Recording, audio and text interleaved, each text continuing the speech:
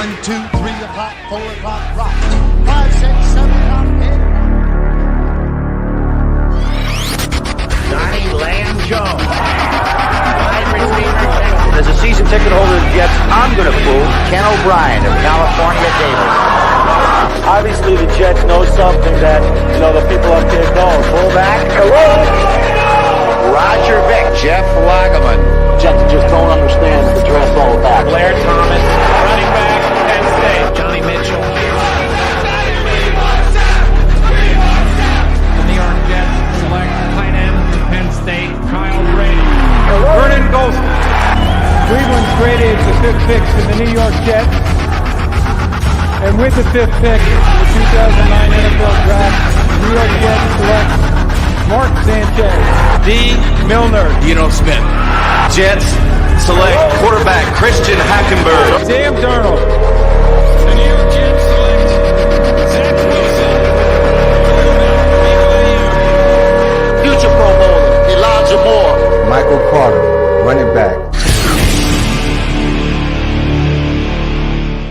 If you're one of those Jets fans going to our players' pages and ripping them, I'm going to tell you right now, I'm going to go out here and I'm going to say, you're an asshole. I just want to tell you that. You might not know you're an asshole, but you are. I'm going to tell you, you are an asshole. Now, having issues with players, never a problem. You can feel any way that you want. But going to our own players' page and calling them names, fat, you're a bust, whatever it is, dude, that is absolutely outside of the normal paradigm of being a fan. You should not be doing that. You are an asshole. Okay? I'm not going to waver from that stance. That's where I stand. You're an asshole and you shouldn't be doing that. What's up, assholes? What are you guys doing tonight? You guys ready for some mock action? Man, has this been a fun day. This is what happens when you take a group of people and you throw out something like, hey, are you an asshole? Oh, man, I had all kinds of people checking if I was talking to them and all kinds of stuff. It's been a day. What a fun day. Of course I'm not talking to you. You know this. It's not you. It's the other guy. So don't you worry. What's up, everybody? I'm in a good mood. I could not wait to start this one tonight. I'm so happy to be here. I am GreenBean, and you are watching one of the final 10 o'clock mocks of this 2022 season. Man, we get this started months ago. Like I saw a comment in there. It said there are so many Monday mocks now. This is really our 2.5 years. So yes, we were out ahead of everybody.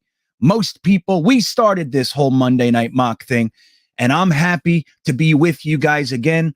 I want to say hello to some people in the chat. Donker Sloop, Gitmo Bob is feeling better. He's out there with us. Slaugo's here. Big Green, Gary B, Dotoshian.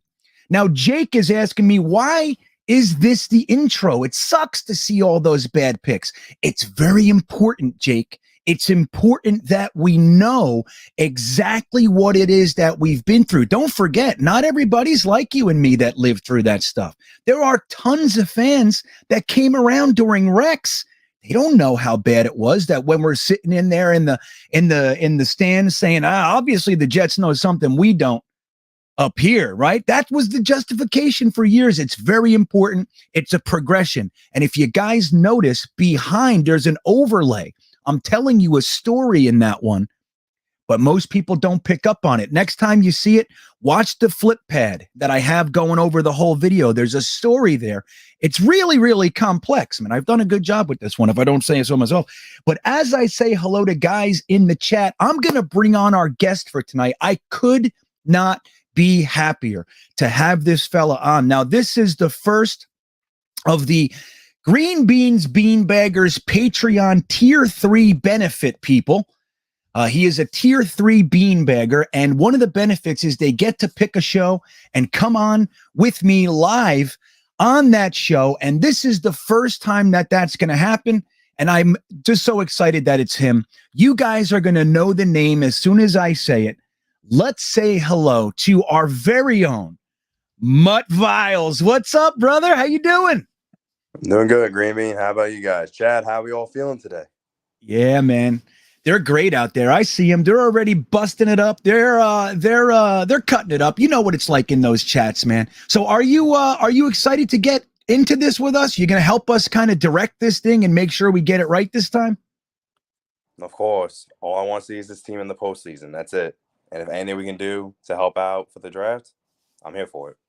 You know what I hope, Mutt Viles? I hope that there is a Jets staff member that watches these with us and can get a pulse of what it is that the fans are talking about. Because I'm going to tell you something about our fan base.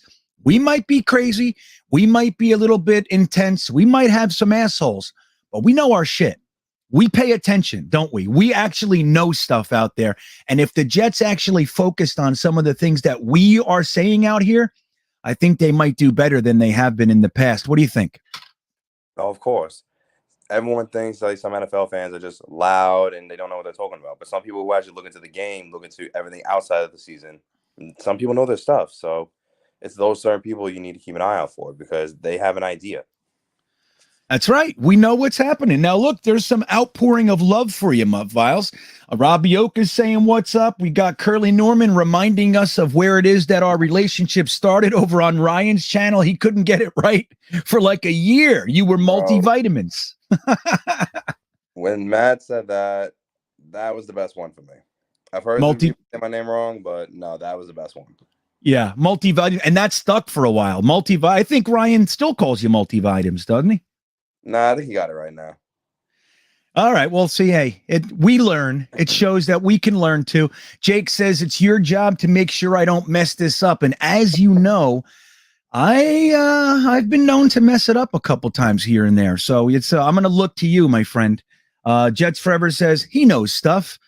He knows stuff, but he's a grumbly bastard sometimes. This Jets Forever, isn't he? He's a little bit of a Nancy, a negative Nancy, let's call him. But he does know he said stuff that ended up happening. So Lou Chandler says, hey, what's up, Mutt Viles? How you doing? New York Jets super fan says, what's up, assholes? You know, there are some in here. You know what's really funny about that? And then we'll get into the mock is that, you know, what I'm saying is this. Just because somebody has a social media page and I'm anonymous doesn't mean that I should go and call them names and stuff that could hurt feelings, right? Like that's just because we can doesn't mean we should. And I've been in a discussion all day with this guy on one of the social media platforms. He's trying to tell me that it is his right to do that. And what I'm saying is for assholes don't know they're assholes. Like that's one of the biggest things about being an asshole. Assholes aren't aware that they're assholes. They think that they're right. So that's why I made that clip for everybody, Mutt Viles. I want to my little public service announcement. I'm going to tell you because your friends and your family, they don't want to argue with you. They're just letting you be an asshole. So it's my job today to help. That's what I think. I think I'm helping, Mutt Viles. You think I get away with that one? You think I can say it's help? Pretty much just the message is this. You're going to have an opinion on something, but don't go after the person's character because you got to remember they're human too. With the way social media is and all that now, it messes with people in the head. So you just got to learn when it's too far. That's really it. Well said. Right, man. They're people. And not for nothing, Jets fans. There are people. These are our guys. Like, let's stick together and support our guys, for God's sakes. So, all right, we'll see how it goes.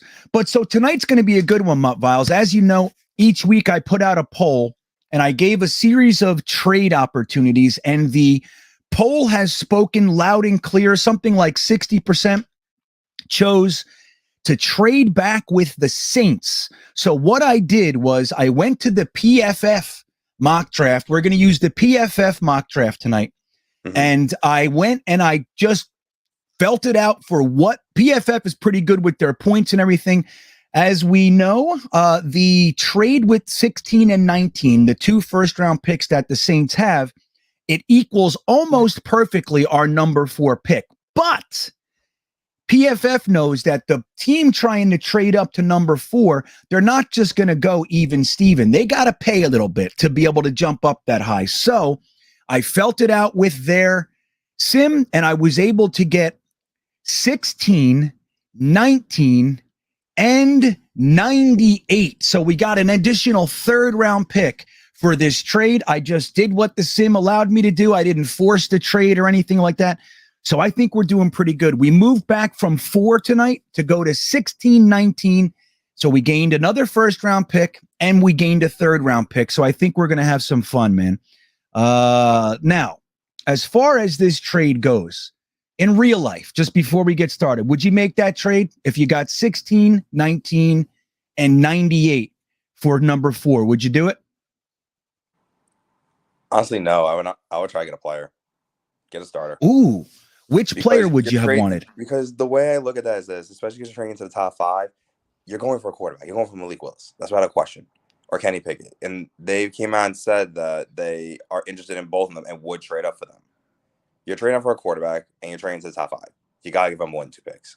I understand that the value is that, but on draft night, to me, the value is out the window. You've seen all these crazy trades.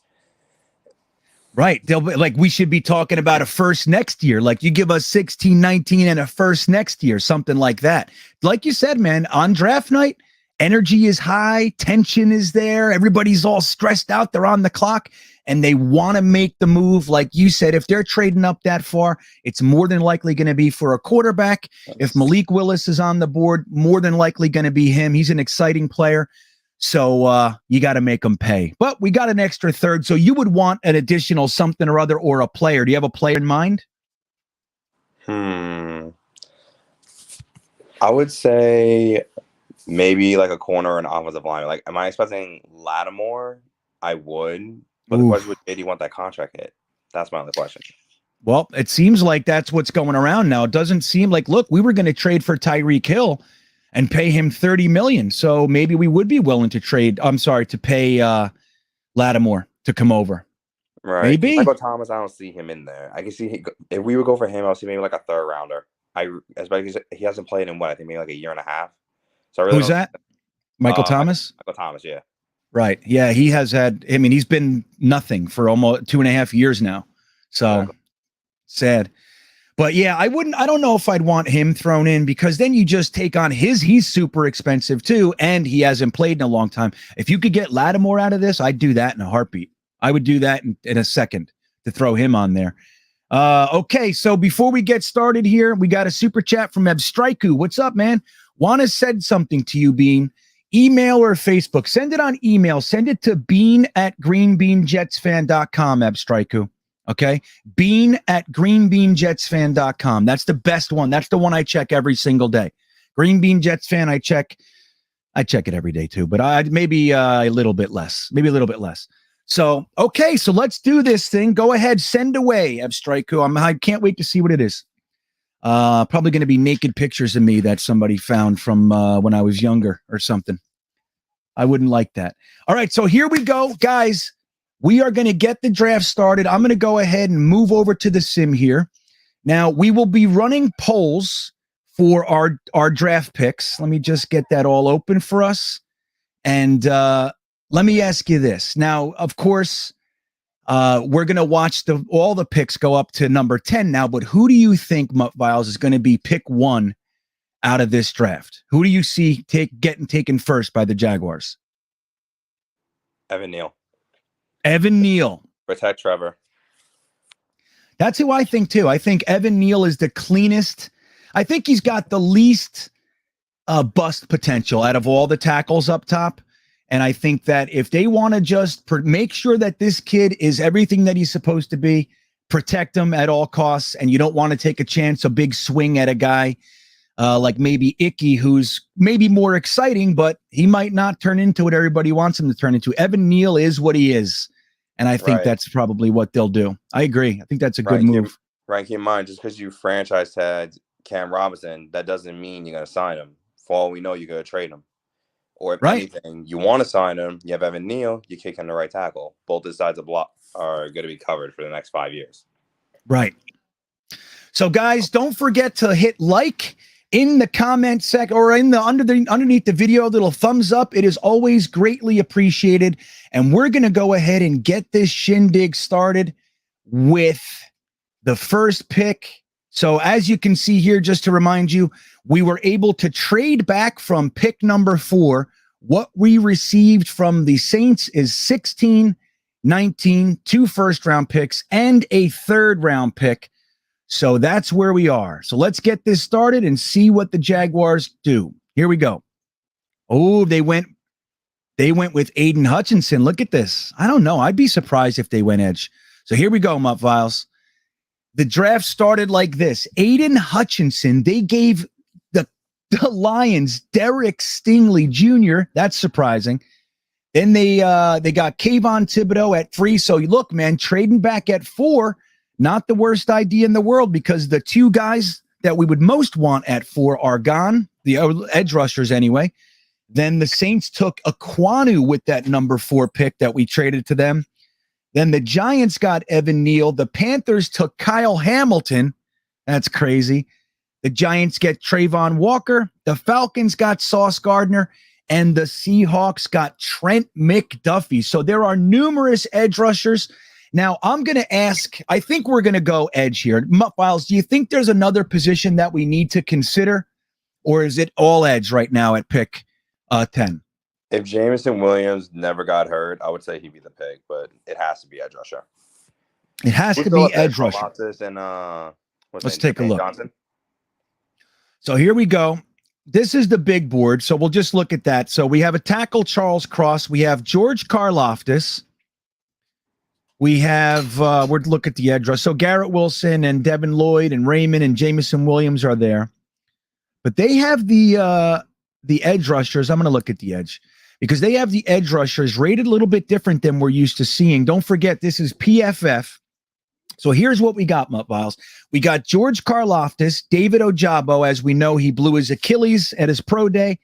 Sad to say. But then we have Jermaine Johnson, Boye Mafe, Nick Bonito, Ebiketie, and Enigbar, all sitting right there. Now, I'm going to ask the chat, but in the meantime, which edge rusher, if you had choice of this pick, which one are you taking? I would say Ojabo at first, but since he got hurt, I would go Jermaine Johnson. I mean, okay. Yeah, I know the Ojabo thing is sincerely sad, man. I really do feel for him. And it's unfortunate because he was almost guaranteed to be a first-round pick. And now, who knows? All right, I'll put Mafe in there as well. So we got Karlaftis, Jermaine Johnson, Ojabo, and Mafe coming to the poll, everybody. So, guys, this is how we're doing it. You guys vote in the poll. I'll leave it open for 2 or 3 minutes, and we will see what you come up with. Don't forget, this is the only way that your voice can really be heard as far as the choices are made. We can put our chats in there, and we can talk and all that jazz, of course. But to affect the mock itself, all you can do is vote on the players that we have up there for you to vote. So, again, we have Karlaftis, Jermaine Johnson, David Ojabo, and Boye Mafe. And Boye Mafe's been climbing the draft boards lately, man. Do you see him as a realistic option here at 10, Mutt Files?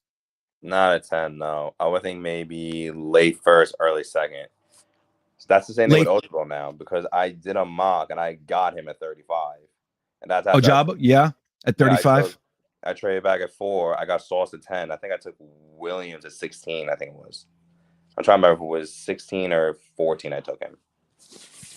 But I was able to get Ojabo at 35. Yeah, see, that's the thing. I don't think that you have to worry about him going. Now, for a team that has a little bit more of a foundation set, maybe some of the teams later in the first, maybe they would consider bringing him in, but he's lost this whole season. I can't see any of the teams like in our position, essentially wasting his rookie year with a high first, because you need to get some production out of these guys. So I just don't see it happening up the top of the draft. I think probably second or maybe late first. Abstraiku checks back in. He says, sent. Abstraiku is the subject. Check it at pick 10. Oh, now I got to check it before. Okay, you want me to do it right now? Okay. I didn't know, Mutt Files. He had me doing assignments and stuff now, Abstraiku. I didn't know, Abstraiku. I wouldn't have bought in. I'll check it. So we're at pick 10 right now. All right, let me see what he's doing here. Let me see, Mutt Files. Now I'm curious. See what the hell's going on. Hope it's not a naked picture. Okay. Okay.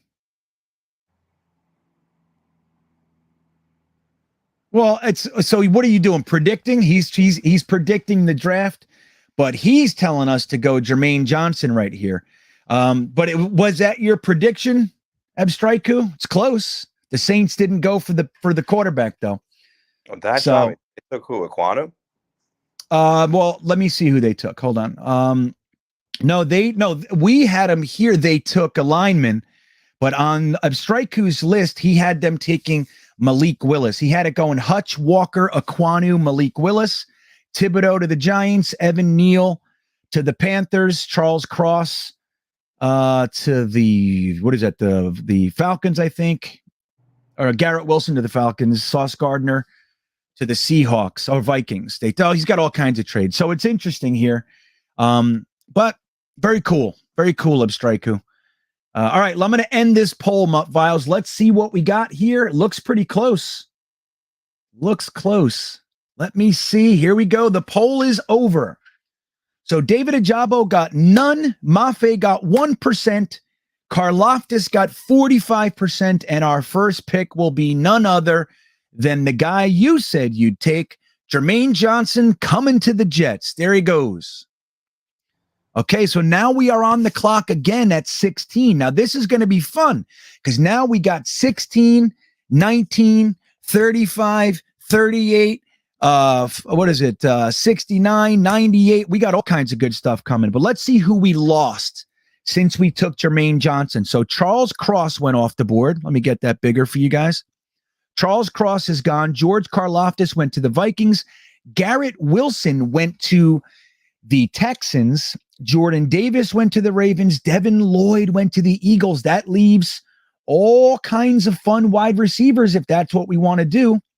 Let's take a look at their big board right now.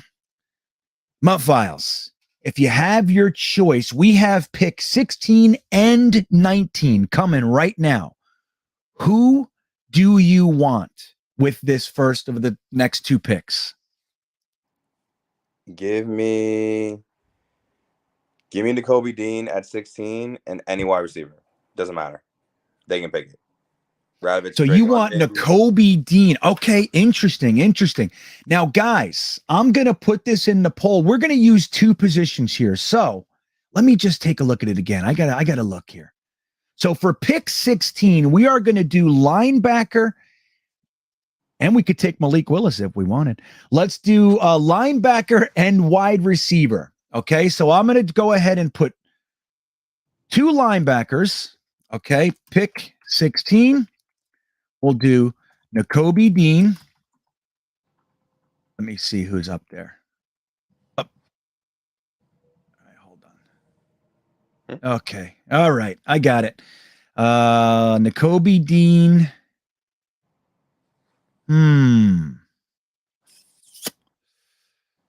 Leo Chanel, there he is. Wide receiver. Doesn't matter which one it is. I think so, but I'm going to give him two. So there you go. We're gonna see how it goes here. So we'll do Leo Chanel. We're gonna do Jamison Williams and Drake London. That seems to be everybody's favorites. Drake London. Here it comes, guys. The poll is there. Now, Mutt Viles, this is the group. We have linebacker Nakobe Dean, linebacker Leo Chanel. I spelt it wrong. Don't get mad at me. Then we have wide receivers Jamison Williams and Nakobe Dean. The interesting thing about those guys is both have injury concerns. Drake London with the ankle, and obviously Jamison Williams with his knee. So what do you think? What do you think is going to happen? Predict the chat. Number one, what position you think they're taking, and which wide receiver do you think they'll ultimately choose? For 16, I think everyone's going to pick wide receiver, and I'm going to go with Jamison Williams because I feel like a lot more people are more comfortable with knee injuries than ankle injuries because, like you just said before, though, with David Ojabo, he just blew his Achilles, so he's obviously out. Correct me if I'm wrong, though, that's in the ankle. I know Drake London didn't have that, but I feel like more people would be more like comfortable with an ACL tear because you already see him though. James Williams out there running around, looking good so far. He just need to get the cut, and that's it. Once he's able to cut again, he's fine. Yeah, ankle injuries are concerning, man. They tend to linger. Even like ankle sprains, they tend to stay around for a long time. Where the knee, like you said, especially an ACL over an MCL, they fix it, and chances are he'll be back fine. You'll lose him for some of the season, but you don't know the severity, of Drake London's injury, so we don't know. At least it's not an Achilles like a Jabo. But I got a few people in here saying, no linebacker, no linebacker. They're saying it over. It's like three or four people. Drupacabra, linebacker in the first is trash. I'm telling you, I'm going to laugh so heartily when they take a linebacker and in the first round. Because you got to look at it like this, though. I'm sorry to cut you off. No, you need please. someone to match with CJ Mosley. That's first. Second, he's not going to be here that much longer, I feel like, though, only because it's not the player or the leadership that he is, it's that salary cap. Correct me if I'm wrong. He's what, a $17.5 million cap hit? Yeah, I think it goes up to 18. With the Ravens, JD's going to get rid of him. Yeah, I think so too. I think, man, I mean, look, if he's willing to renegotiate and do all that kind of stuff, CJ Mosley might be around for a little while, but I know they like him. I believe that. I mean, how do you not like CJ Mosley? He doesn't cause any problems, just goes to work and he's good. But for, like you said, $17-18 million, I think that they're probably going to hope to be able to either move on from him or renegotiate his contract somewhat. But I know they like Sherwood. I don't know how they feel about Hamza Nasruddin and his potential to be a starter. We got Quincy Williams, but anybody thinking that we don't need a linebacker is out of their minds. That's me. You know, Frankie from Flatbush seems to think that they're not going to take a linebacker in this whole draft, and I'd be surprised with that one. But yeah, like Trenton Shelley says, we need CJ's replacement. Who better to teach? I mean, grabbing a top tier linebacker right now to pair with CJ Mosley can literally change the entire defense, especially after grabbing Jermaine Johnson with our first round pick. You know, it's going to be, look, we had the 32nd ranked defense in the NFL. So what do you know? We got to do some stuff. And the fact that we couldn't cover a single screen pass almost the entire year, that we got beaten by screen passes every single week we saw it. We need to change some things there. We need to impact that. Now, just so we know, I'm a big Olave fan myself, and I've shared this numerous times, but I'll share it again. I really do believe it's interesting that we've heard the Jets linked to Drake London. We've heard them linked to Garrett Wilson. We've heard them linked to Jameson Williams. We have not heard a single peep about Chris Olave. That, to me, makes me think the Jets are going to take Chris Olave. And I would be incredibly happy if they did that. If they took Chris Olave as their wide receiver one, I'd be ecstatic. What do you think of Chris Olave? You like him up, Miles? Yeah, he's good. I wouldn't mind taking that, though. But I feel like the people that you don't hear about are most likely the people that are coming. Yeah, I mean, I'm telling you, I think there's something to it. Joe Douglas is better at this than our GMs of the past. We already know the beat and everybody, they don't hear, leaks aren't real around us. Nobody's telling anybody anything. So if they do hear something, it's got purpose to it, in my opinion. So, okay, guys, I'm going to end the poll. Hopefully you got your vote in. Let's see what you guys decided, and we'll go with that. The chat has spoken. Jameson Williams with 54%, Nakobe Dean with 22%, and Drake London with 18%. Leo Chanel got a paltry 4%. So, okay, let's go ahead and we will take Jameson Williams, the injured wide receiver from Alabama, coming to the Jets. We had no bad luck in the past. Why not? Take a risk. Look at that. Drake London and Nakobe Dean went right after him. Look at that. I think no matter who out of our group there, if we would have taken Dean, Jameson Williams wouldn't be here right now. And if we, obviously we took Jameson Williams and Dean is not there right now. So now I'm going to put a poll into the chat, that asks what position do we want. Now I'm going to show you guys the big board. So here we go. I'm going to show you guys the big board and see what it is that we have in front of us. Okay, let's make it a little bit smaller. So here's what we got. We got a tackle. We got a defensive lineman, a good one, potentially the best in the whole draft is sitting there right now. Devontae Wyatt. We have Tyler Linderbaum, our former love from the earlier parts of our mocks. We have Chris Olave. We could double up, get Olave and Jamison Williams. That'd be something. We have Trevor Penning. Ojabo is still there. We got cornerbacks and safeties, Andrew Booth, Khair Alarm, Lewis Seen, Jalen Petrie, Traylon Burks, Zion Johnson. So here's what I'm going to put in the chat, Mutt Viles. You tell me what you think. This is our third first-round pick right here. So we'll go offensive line. This is going to be a positional one. We'll go double up at edge. Here's the options. We're going to go linebacker. And we will go, what do you think? Give me another position. You think safety? This is a little early for safety if it's not Hamilton. But what do you think? Double up on wide receiver? Would that be another option? Yeah, double up on receiver. Okay, that's fun. All right, so guys, the poll is out. Go ahead and tell us which position you'd like to see right now. Now, if you have a favorite player, a guy that you're eyeballing, obviously that's what you want to pick for the position. And we'll get to the players. We'll streamline it and trim it down once we get to that part of it. So let me look here. So I see a super chat. Where the hell did it go? V-Man. You know what, V-Man? I completely forgot. I'm going to put that note right here, right now. I'm going to listen to that Pink Floyd song as soon as I'm done. I completely spaced on it. What we do? I think we did a 4-hour live stream the other night, so I was shot at the end of that.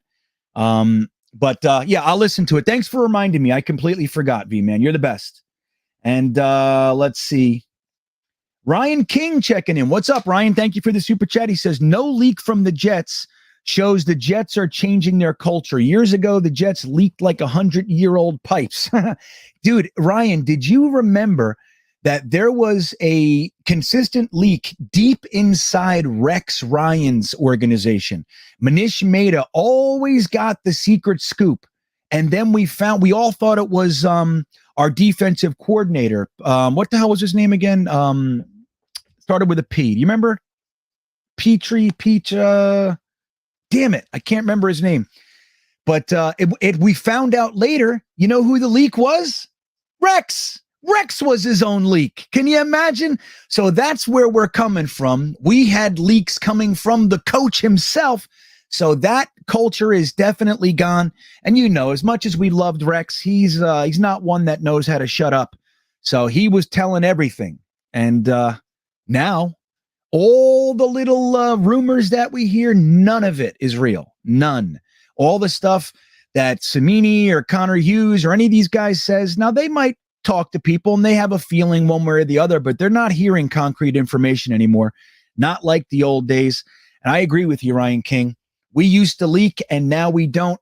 So I think Olave is going to be our pick. Where if we take wide receiver in the first round, I'm going to love it when it's Chris Olave. I think that would be great. So, Mike Pettin, there it is. Thank you. I was close. You hear me? I was saying Mike Pettin. Mutt Viles, we all thought, we were convinced it was Mike Pettin that was the leak, and it turned out it was Rex. How do you like that? When was that? 09, 10, around then? Yeah, like the 2009, 2010, 11, like, and especially the last 4 years of Rex's tenure, because he was like bitching and moaning a lot. He was giving Manish Mehta all the goods. Right. Connor is reliable. I beg to differ. Connor Hughes told us that the Jets were going to trade our 10 overall pick for Calvin Ridley. We all knew that was complete horseshit and was never going to happen. The minute a lot of us heard it, I knew that's ridiculous. Never happening. And obviously, as we know, it's not. He also said that the Jets were in negotiations with Marcus Williams, and we found out that they never were either. So I don't know, reliable. I mean, he guesses on players as well as most of us do, but he's not impressing me. Samini's worse, but as far as what he pulls out for us, but I don't know. Connor Hughes doesn't impress me. He just throws out a bunch of names. He gets some right. Connor Rogers. Yeah, I actually like Connor Rogers a little bit better. Maybe that's who you're talking about. I thought you meant Connor Hughes. All right, so we're going to end the poll and see what position. So we have, it looks like offensive line. I'm surprised. Who do you think's the lineman they want, Mutt Files? Who do you see coming? Tail Linderbaum and Zion Johnson. One of them. Ooh, very cool. So Tyler Linderbaum, Zion Johnson, and I think Kenyon Green is still there too. So offensive line is the next position that we will go. The chat has spoken 42% and linebacker with 27%. So now let me see who's here for the offensive lineman. We'll look at the interior offensive. Look, they're all there. So what do you think of this group? I'll just give us a 3-banger, Mutt Viles. What do you think? Yeah. Linderbaum, Johnson, and what the heck's his name? Green? Yeah. Yeah. Oh, I would take Kenyon. I'd like any one of these guys. I'd be very happy with. Kenyon Green, if I can get him, though, in the second round. Zion, though. Like, if you think? if Joe Douglas would get... Yeah, definitely. Zion I don't Johnson, think Kenyon Green's making it. Joe Douglas would get him, it's because of the versatility. That's why he would get him in the first round. Oh, Kenyon Green? Yeah, he plays 4 positions on the line. That's pretty good. Not just him, though. Zion Johnson. Linderbaum, only one I feel like being a first rounder. Yeah, I think all 3 of them are going to be first rounders, but I think they're going to be late firsts. Linderbaum, interesting that you say that. I actually think, Mutt Files, that Linderbaum being a center and a small center at that, even though he's obviously a stud, he's a little bit on the light side. So I could see his positional value and that piece pushing him to the beginning of the second round. I really can. Now, let me ask you this, Mutt Viles. If Linderbaum slides to 35, how serious are you considering taking him? It would honestly depend on what defensive player is there, the like D-tackle or safety.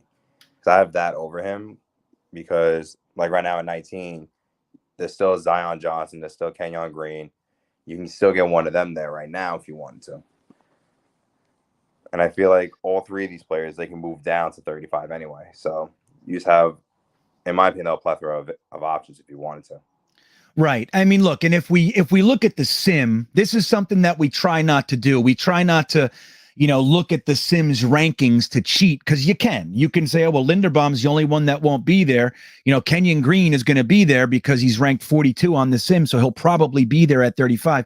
We try not to do that because we wouldn't have that in the real world, right? You don't have like a chart like this. But I think all 3 of these guys could go in the first. But obviously, as far as the sim goes, Tyler Linderbaum is the only one guaranteed, almost guaranteed, not to be there for the next pick. So Abstraiku checked back in. I saw it. He said he had you did. You had the first couple picks right. But no linebacker at 19. I know. Hey, the chat rules, majority rules around here, man. That's the way it goes. So believe me, when I do my mocks, they're very, very different than what we do here at the 10 o'clock mock. I'll tell you that. Sometimes they're close.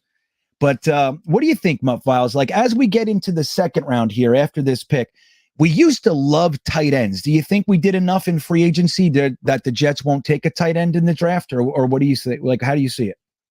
We wouldn't get a tight end now until 69 or later. 69 would be early, in my opinion, for a tight end. We wouldn't get them until day 3.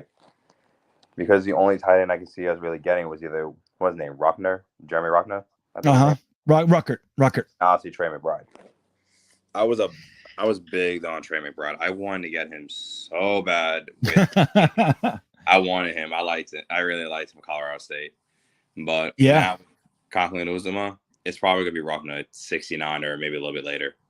Yeah, I actually agree with you. I mean, I do think there's a slim chance that if they really believe that a tight end is there, 38 or something, and they think he's the best player on the board, maybe, but I think that is a long shot. I think I agree with you. L.A. McKay saying the same thing, 98 at the earliest for our draft here tonight. I saw some questions for some guys who came in late. I'm going to tell you guys right now exactly what we did. We traded pick number 4 with the Saints. We got 16, 19, and a third round pick, number 98 from the Saints. So we did a pretty good job. No player. Mutt Viles was hoping for a player, but that didn't happen. We got a third round pick instead. And now we're using the first. So they took, who did they take again with their, let me see. Do you remember? Let me see who they took. I think it was Ekum Aquana. Yeah, it's exactly right. So they took Sticky Icky with the 4th overall pick. Here's how the draft went, just so you know. It started with Aiden Hutchinson. The Lions took Derek Stingley. The Texans took Thibodeau. So it's actually a good deal that we traded back because Aiden Hutchinson and Thibodeau were both gone, and we were able to get Jermaine Johnson at pick 10, who we probably would have ended up taking if we stayed at 4. So we did a good job. We gained some firsts and some and a third, and still got our guy.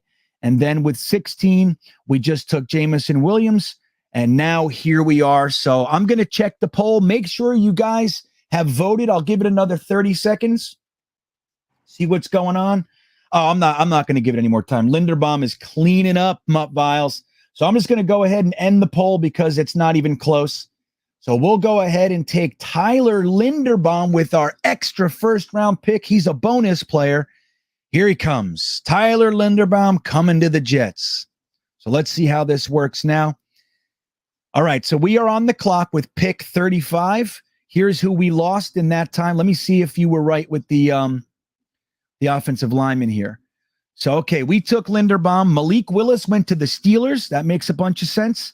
Devontae Wyatt went to the Patriots. Trevor Penning to the Packers. Andrew Booth, the cornerback, to the Cardinals. Chris Olave went to the Cowboys. Look at the Bills took Ojabo. How interesting. I think they'd be a good place for Ojabo, too, because they're already kind of stacked on the defensive line. Traylon Burke. Yeah, and look, they're not in a rush. Like, they don't need him to contribute. If they think he's the best player, just take him, let him heal up, and fold him in next year. You know, Traylon Burks went to the Titans. Zion Johnson went to the Bucks. Khair Alam, the cornerback, went to the Packers. Boye Mafe, the edge, went to the Chiefs. Then they took Daxton Hill, the safety. Bernard Raymond, the Bengals, and quarterback Sam Howell to the Detroit Lions to end the first. Then we saw 2 wide receivers taken with 33 and 34, Jahan Dotson and Sky Moore. Jahan Dotson's one of my favorite receivers in this draft. And if we don't take a first-round receiver, Mutt Viles, I think Jahan Dotson just might be our target in the second. I don't know if he'll be there, but that would be my guess. So we are going to put a poll out there. We did not grab a linebacker. We did not grab a safety. So I'm going to put that pick 35. Give me another position that you think we're going to need to add to our pick 35 choices. D-tackle. D-tackle. And there's some good ones. I think Fedarian Mathis is still there. DeMarvin Leal's still there. Okay, excellent. So we'll do safety, linebacker, D-tackle. I have a feeling I know what they're going to pick. You think? You're reading the chat? No, I'm not actually. I'm on my phone, so I can't. Oh, no way. Yeah. All right, so I'll leave it with those 3. I'll throw tight end on there too, just to be safe. Okay, the poll is up. Who do you think? What are you sensing, Mutt Viles?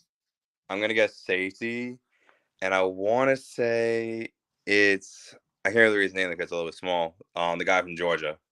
Cine? Yeah, Cine. Lewis Cine. I love Lewis Cine. I think he's a great player. The top 3 right here, I'll make it a little bit bigger for you guys. This is the big board, and we'll refine it. Again, the poll is out. Please get your vote in so we can hear your voice. My guest tonight is none other than the famous chatster himself, Mr. Mutt Viles, or Multivitamins, as some know him.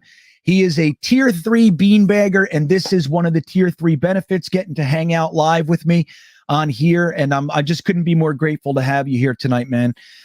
So we are at pick 35. We traded back with the New Orleans Saints. We got picks 16, 19, and 98.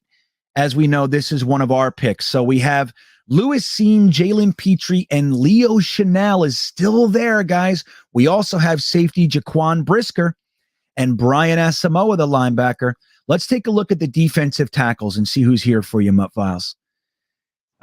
Defensive line. Perion Winfrey's there. Fedarian Mathis is there. Logan Hall is there. Travis Jones, a lot of people like him. Admittedly, I haven't even really looked at him very much at all, but I did Logan Hall, did Perion Winfrey, did Fedarian Mathis. I love him. I would be happy with any one of those three guys. Who's your favorite out of that group? Do you have one? Not really, no. I feel like correct me wrong though, who was that? Mathis from Alabama? He played with Quinn Williams though. Yes, he did. Or no? No. He put same school. Oh, okay. Yeah. At the same time as him. So I would say try to get maybe teaming with him because he already got chemistry, but never mind that. At D-Tag, I would just take whoever's the best available and who would fit the scheme. I think that might be Logan Hall. As much as I like Fedarian Mathis, but don't forget Perion Winfrey dominated the Senior Bowl for our coaching staff, so they might be in love with him. But don't forget, we're not picking players this time. We're picking the position. So get your votes in the poll, and we will be able to narrow it down once we know what position we're looking at. And I saw somebody said to add running back in the next poll. There he is, Chitty Took. And I will absolutely do that. We'll add running back in the second. What do you think of that, Mutt Files? There's a lot of whispers going on that the Jets might consider just grabbing the best running back in the draft in the second round. You think that's possible? The only way I can see them taking running back, though, is they don't think Michael Carter is a 3-down back. That's really it. Or they view him as a receiving back. That's why. That's just to match him up. Because you can have your receiving back, though, but you just need that one bowling ball. It's like a Derrick Henry type size. So let me ask you this. So you think that if we do take a running back in the second, that's a knock on Michael Carter? That's how you see it a little bit? Just a little, only because you don't think it's a 3-down back. But the way LaFleur runs his offense, though, is that he runs the 3 running backs scheme. So I can see that too. But that's just the way I look at it, though. If you don't think it's a 3-down back, then definitely go get a running back. But I want James Cook, though, Dalvin's brother. And that's not going to be till the 4th round or 3rd round. Yeah, you know who I want? If we don't grab one in the second and grab like a Breece Hall, I'm really hoping that we come home with Rashad White out of Arizona State. I love him, man. I watched so much of his game tape. He's legit, and he's got all 3 facets as well. He blocks, he catches, he runs people over, he jukes them, like all that stuff. I love him. But yeah, people are thinking maybe Seen, Ebiketie. Yeah, well, you know what, Cadoza? I don't necessarily disagree with that. I'm not convinced on Jermaine Johnson. I like him a whole bunch, and I'd be happy with the pick. But I think a guy like Ebiketie might have a strong career as well. I really like Ebiketie. I really do. All right, let's end this poll and see where it is.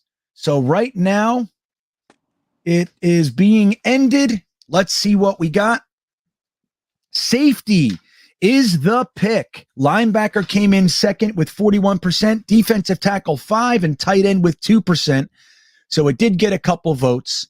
All right, so let me get over to the sim again. Here's what we're going to do. We're going to look at the safeties, and I'm going to take, it's going to be, all right, we got 4 good safeties. I'm going to go ahead and put them in there. You said it. I'm telling you, I think Seen's going to win it, but I do think Brisker might be the better player. And as much as I like Seen, okay. What do you think is going to happen here? You think it's Seen? Yeah, I think it's going to be Seen with Brisker being really close. We'll put Kirby Joseph and Nick Cross in there too. I don't know if I need to, but Kirby, you know what? I'm going to leave it. I'll put Kirby Joseph in. That's it. All right, here you go, guys. So pick 35 is going to be a safety for the New York Jets. And here is what we're looking at here. We have Lewis Seen, the safety out of Georgia, Jaquan Brisker out of Penn State, and Kirby Joseph out of Illinois. That does not mean we don't like Nick Cross or we don't like Sterling Weatherford. Sterling Weatherford is 6'4". He's another good one. So a lot of these guys would be good. Leon O'Neal is a thunderous hitter. Yusuf Corker I like. JT Woods out of Baylor I like. But not this early. If it's this early, it would be one of these three guys, I think. Although I would not complain if we came home with Daxton Hill either. That'd be fun. If he falls in the second round, definitely. Right? If he's there in the second, I think you almost got to take him. I mean, well, it depends on who else slips to the second round. But let me tell you, man, picks 35 and 38 are valuable, buddy. They are valuable. You can get some real good players there. Coda 2600, thank you for the super chat. He says, you need multiple backs in this league. I think Breece Hall is a perfect complement to Carter. Breece Hall looks like Adrian Peterson, but he can catch. Pull the trigger. Yeah, that's the thing. I think if we do go early with our, like if we ended up using a second round pick for a running back, I think it's Breece Hall all day. Have you gotten a chance to take a look at Breece Hall? Tape wise, no, but I just seen his stuff at the combine his pro day. He does look good. Yeah, I love him, man. Yeah. I gotta look more into his tape. Yeah, well, and I think a lot of people say, look, a guy like Breece Hall, already having Bryce Hall, I think you just have to. You have to have it. You have to take it. Right? You got to have Breece and Bryce. Got to do it. That's how you run a draft. You line up your players' names with each other. That's how to do it. That's why we have Michael Carter's. That's right. Exactly right. And we have Quincy and Quinnen Williams. We got all kinds of Williams running around. We got all kinds of initial guys. Well, maybe not anymore. I'd like to see LDT signed, but and GVR gone, but we still have AVT and I don't know, maybe another one. But let's see. Yoitz Vin is saying Brisker versus Scene. He says he's better than Scene. But I agree with you, Coda. Just to wrap that up, I think that having multiple backs in the league these days is important, and not for nothing. As much as I sincerely like Michael Carter, I gotta say his injuries are concerning. And he ran a tandem in college, and I don't think it would be a negative if we brought in somebody and had them split the carries. But like Mutfile said, I think it's somebody that can be a little bit of a bruiser, might be the ticket, because obviously Michael Carter is not that. So having that skill set might be good. PJ likes Hassan Haskins out of Michigan a little bit later. Chitty Took likes Kenneth Walker. And the llama's watching American Idol. That's good. Sauce and Smoke would be the perfect draft. Mistes? What does that mean, Muffiles? You know what that means? MSTES? Mistes? I have no idea. I know I'm young, but I ain't that young to know. Yeah. Well, that's the thing, Jake. Clearly there seems to be a pattern, but we don't know what the talent is and their needs and everything. I wouldn't lock us into a fourth round running back. It seems so far that's what Joe Douglas has done. But again, Joe Douglas has also never signed two tight ends and a right guard in free agency to kind of shore that up. So if we take a first round wide receiver and with what we have with the tight ends, it could seem like a running back is the order of the day. It all makes sense. Plus, look what he needed, though. Look what he needed.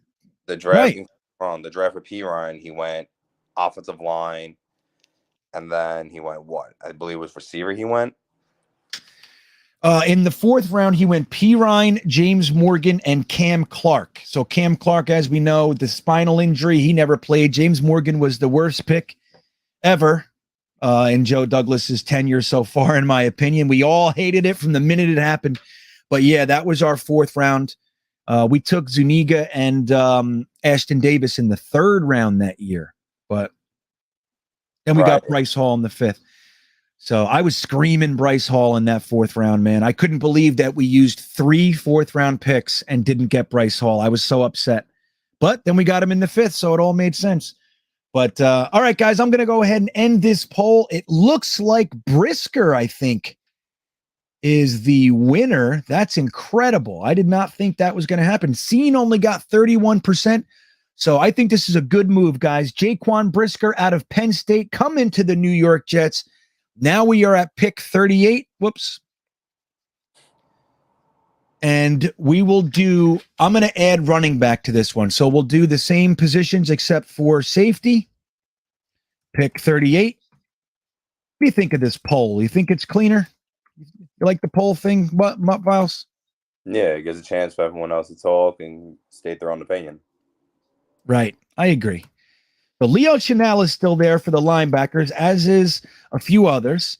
We have defensive tackle. We'll add running back. What else did I add? There was linebacker, safety, Running back. and running back. Okay. And I'll just add tight end to see if anybody wants to do that. Okay. Here it comes. The poll is out, everybody. So we are going to have the choice between linebacker, tight end, running back, and defensive tackle. Okay, so that's what we got. We got 2 offense, 2 defense, and we'll see how we go. Our draft so far is, I wish I could look at it. I don't know how to do that on this one. Our draft so far is Jermaine Johnson at 10. We took Jamison Williams at pick 16. Tyler Linderbaum was our bonus first at 19. And then we came around the mountain and took safety Jaquan Brisker out of Penn State with pick 35. And now we got pick 38. Let's take a look at the big board and see what we got here. Okay, so safety Jalen Petrie at the top, but then we got linebackers Leo Chanel and Nick Bonito. He's actually an edge rusher. Linebacker Brian Asamoah. And defensive lineman Travis Jones is still there. Look, Mutt Files, look at this. Kenyon Green is still there, like you said, buddy. Interesting. We have Arnold Ebiketie. We could double up on edge rusher and take Enigbar or Ebiketie or Nick Bonito for that matter. Drake Jackson is still there. Linebacker Chad Muma. Kenneth Walker. Let's look at the running backs and see who we got here. Can you see the screen or on your phone, or you are not able to see it? Yeah. Okay, good. So look, everybody's still here. All the running backs are still here. We have Kenneth Walker III out of Michigan State up top. Breece Hall out of Iowa State, followed by Damian Pierce out of Florida. Tyler Algier out of BYU, played with Zach Wilson last year, as we know. And there's your boy James Cook out of Georgia, followed by Brian Robinson and Kyron Williams. Man, they're all here. And there's my boy Rashad White. If we're going to wait, I like Isaiah Spiller too, man. I love him. At one time, he was being talked about among the top 3 guys in the draft for running back, but he has slid. So maybe you can get a deal later on him. Let me check the chat and see what they're talking about here. Kenneth Walker is a good back from Phenom. Let's see. Free safety is the need. We need a ball hawk. Right. Well, we got one. Let's see what we got here. Richard Kreis. Nice. K-Nice with the super chat. Thanks, Richard. He says best player available, including running back. Right. I think they're going to do that. I mean, again, as we've seen the last few years, running back has been devalued. So taking one up in the first or second is less likely these days, especially for a team like us. But again, with what we did in free agency and depending on what we do at the top of the draft, I wouldn't say it's impossible to see a running back up there in the second. I think it might be smart. Just get the best possible running back because this organization wants to run the ball, man. You brought in Laken Tomlinson. You brought in 2 blocking tight ends that can also catch. You're going to make some holes this year. Let's get the best running game that we can and see how that affects the offense. I think that would be good. You guys want to see the wide receivers for the next pick? Okay. We'll take a look at the wide receivers as well. So we got George Pickens up top, Jalen Tolbert. Following him, Justin Ross. Christian Watson is still there. He's rated 74 on their draft. I think that's a little bit more realistic for Christian Watson. I know a lot of people are saying that he won't make it through the first, and Chris Sims said he was the number 2 wide receiver in the draft class. Chris Sims didn't do that well with his wide receivers last year, so I don't know. What do you think of Christian Watson, Mutt Files? Is that a first-round wide receiver to you? Honestly, he's a second rounder. The only one I can see sneaking into the first round out of who's there right now would be Pickens. Right. I actually agree with you. And if Pickens, you know, he has the injury concerns, but man, if he stays healthy, he's going to be something else. So I think he might slide into the first as well. Alec Pierce is still there. Mechie's still here. Khalil Shakir is still there. So we got lots of wide receivers to choose from. But this is our last second round pick, and then we got to wait till pick 69 to see who's still there. Maybe we can get Christian Watson if we do want to go receiver.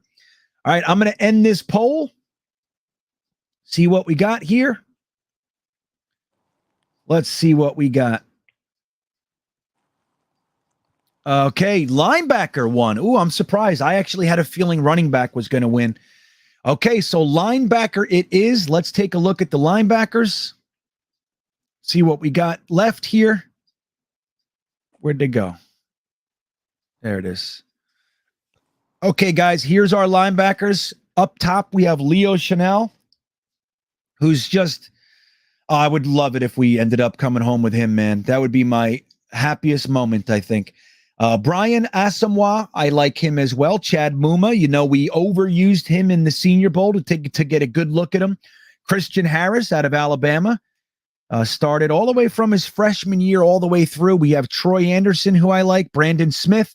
We got lots of linebackers. So let's just, which ones you think? You think the top four will do it? Leo Chanel, Asamoah, Muma, and Christian Harris? Yeah, for 30, definitely. Okay. So pick 38. 38 is linebacker. So let's go with Muma, Chanel,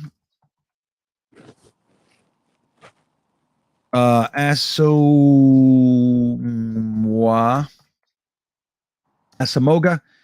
and Christian Harris. I know a lot of Jets fans like Christian Harris too.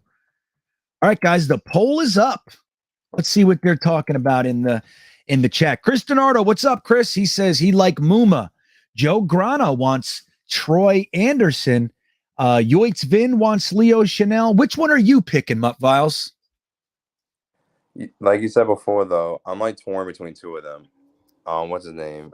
Was it Muma? Because you said that they use him a lot in the Senior Bowl. And why would they overuse someone if they're not thinking about getting him? And the other guy is Christian Harris. Because like you just said, correct me if I'm wrong, though, he wasn't hurt though throughout his whole college career, right?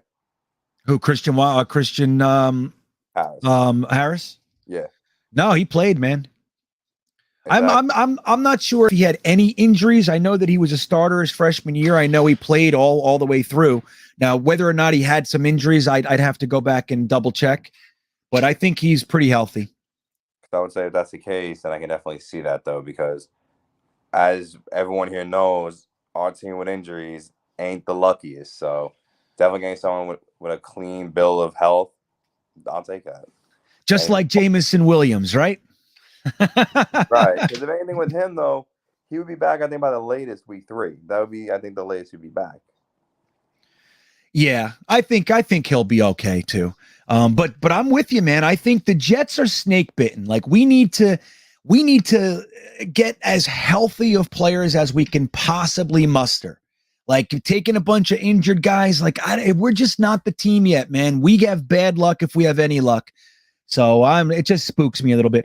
I want to say hello to the Jets Show. Mr. Show is in the chat tonight. If you guys aren't aware, he has a little Jets YouTube page as well. Some good stuff. I know he's just like me. He's a Denzel Mims supporter, but you can go ahead and support Mr. Show at the Jets Show. And thanks for being here, man. It's nice to have you.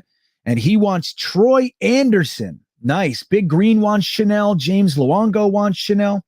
Yoitz Vin reminding us we have 240 viewers and only 99 votes.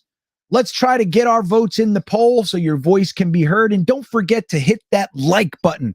And if you haven't subscribed to the channel, that would be appreciated as well. And if you'd like to be a guest on one of my streams with us, all you got to do is join the Patreon. The link is in the top of the description. And you will be a tier 3. If you're a tier 3, you will be able to be a guest host with me. All right, so I'll leave the poll up for another minute. Steven Calendrolo, what's up, man? Thank you for the super chat. He says, do you think JD will cut his losses and give up on some of his misses like Pirine, Zuniga, Davis, and possibly Mims. Salesman at work with Mims. Well, here's what I think. I think that generally speaking, the rule of thumb with draft classes is 3 years, right? That's when they say you can effectively grade a draft class. This particular draft class had they had a weird start with, no training camp, no OTAs, no preseason because of the COVID thing. So it was just been weird. And you got to add that we had Gase, had to fire Gase and the whole thing. That all said, putting all of that aside, I think that they will get this year. Guys like Zuniga, I think he'll get the year. Pirine might be out. Something about him, this coaching staff doesn't seem interested in using him. They could have at the end of last year, and they used him the one game. He had a 4-yard average, and they never used him again. So I don't know what it is about Pirine. They don't seem to like him, so he might be first to go. Zuniga will probably be next if he doesn't show something this year. But Mims, Becton, Ashton Davis, I think they're going to give them this full year and see what it looks like. But Mims, if they do get a trade offer for a guy like Mims, I think they'll consider it. But I think Mims is going to be fine. And I'm kind of bullish on Denzel Mims. I believe in him. He's got so much of what you want in a receiver. And again, last year was the anomaly with Denzel Mims. When you look over all of his college and his rookie year, last year was out of character. It's not like that's his track record. We should not give up on a guy so young with his talent and measurables so quickly. So I think they'll entertain a trade offer if it comes in. But I think that the 2020 draft class will effectively be more effectively be graded at the end of this season as opposed to now. And I think at minimum they'll get training camp. You have any thoughts on that, Viles? What do you think about the 2020 class? Pirine's gone. Ashton Davis, I feel like this would be his last year. Because if not, like you just saw, we already drafted a safety, and we can easily get another one for agency. Because correct me if I'm wrong, though, if we try to go out to Marcus Williams, that definitely, though, they're looking at other options at safety. So for Ashton Davis, his last shot. And Denzel Mims, right now, though, from working out, though, with Zach and all that, though, he does look good. But it's not going to show anything, though, until he's on the field. That's when you're really going to see, is he fine or not. But if somehow you can, I know we're already past this part, maybe offer like 38 in Mims for DK, I'll do that easily. 38 and Mims for DK. Oh yeah, I would do that too. I love Denzel Mims, but obviously, I don't think they would do that. But I would take it. Wow, that's a damn good trade, buddy. And you never know. Joe Douglas has pulled out some miracles before. You know what I mean? Why not? Why not? Very kill without giving up 4 and 10. It was just up to the player. If that can happen, I firmly believe that it doesn't matter what top receivers out there, you can get him without 4 or 10. You can do it. And I can definitely see Joe Douglas trying to do that before the draft. Yeah. Yeah, me too. D. Jones says, we're too optimistic about Mims. His college tape was from Baylor of all places. Yeah, Zach Wilson's was from BYU of all places. I mean, what production's production, man. Baylor's not, we're not talking about a complete shit school, man. Dude, Denzel Mims is a talented wide receiver. Again, just turned 24, I think it was. Recently, and dude, he's a 9.7 RAS score. He has tons of production. He looked good in the NFL in his rookie year. I mean, I don't know. I think people are giving up on the guy too quickly. I don't know. I don't even understand how we can give up so quickly. After one bad year, we're ready to throw him away. That doesn't compute with me. Doesn't make sense. So let's get back to the poll. It looks like Leo Chanel is the winner. Let me just confirm. Yep. So Leo Chanel is coming to the Jets, and he will be, where is it? Here it is. He will be delightful under the tutelage of Robert Saleh and maybe Ulbricht. Yeah, I don't know. I'm not sold on this Ulbricht character, Mutt Viles, but we'll see. We'll see. All right, so Who'd we lose? Oh, we lost a lot of guys. Perrion Winfrey's gone. Quay Walker's gone. Darian Kennard. Let me see. Cameron Thomas. I'm looking for. There's Christian Harris. Tyler Smith. Lots of guys are gone.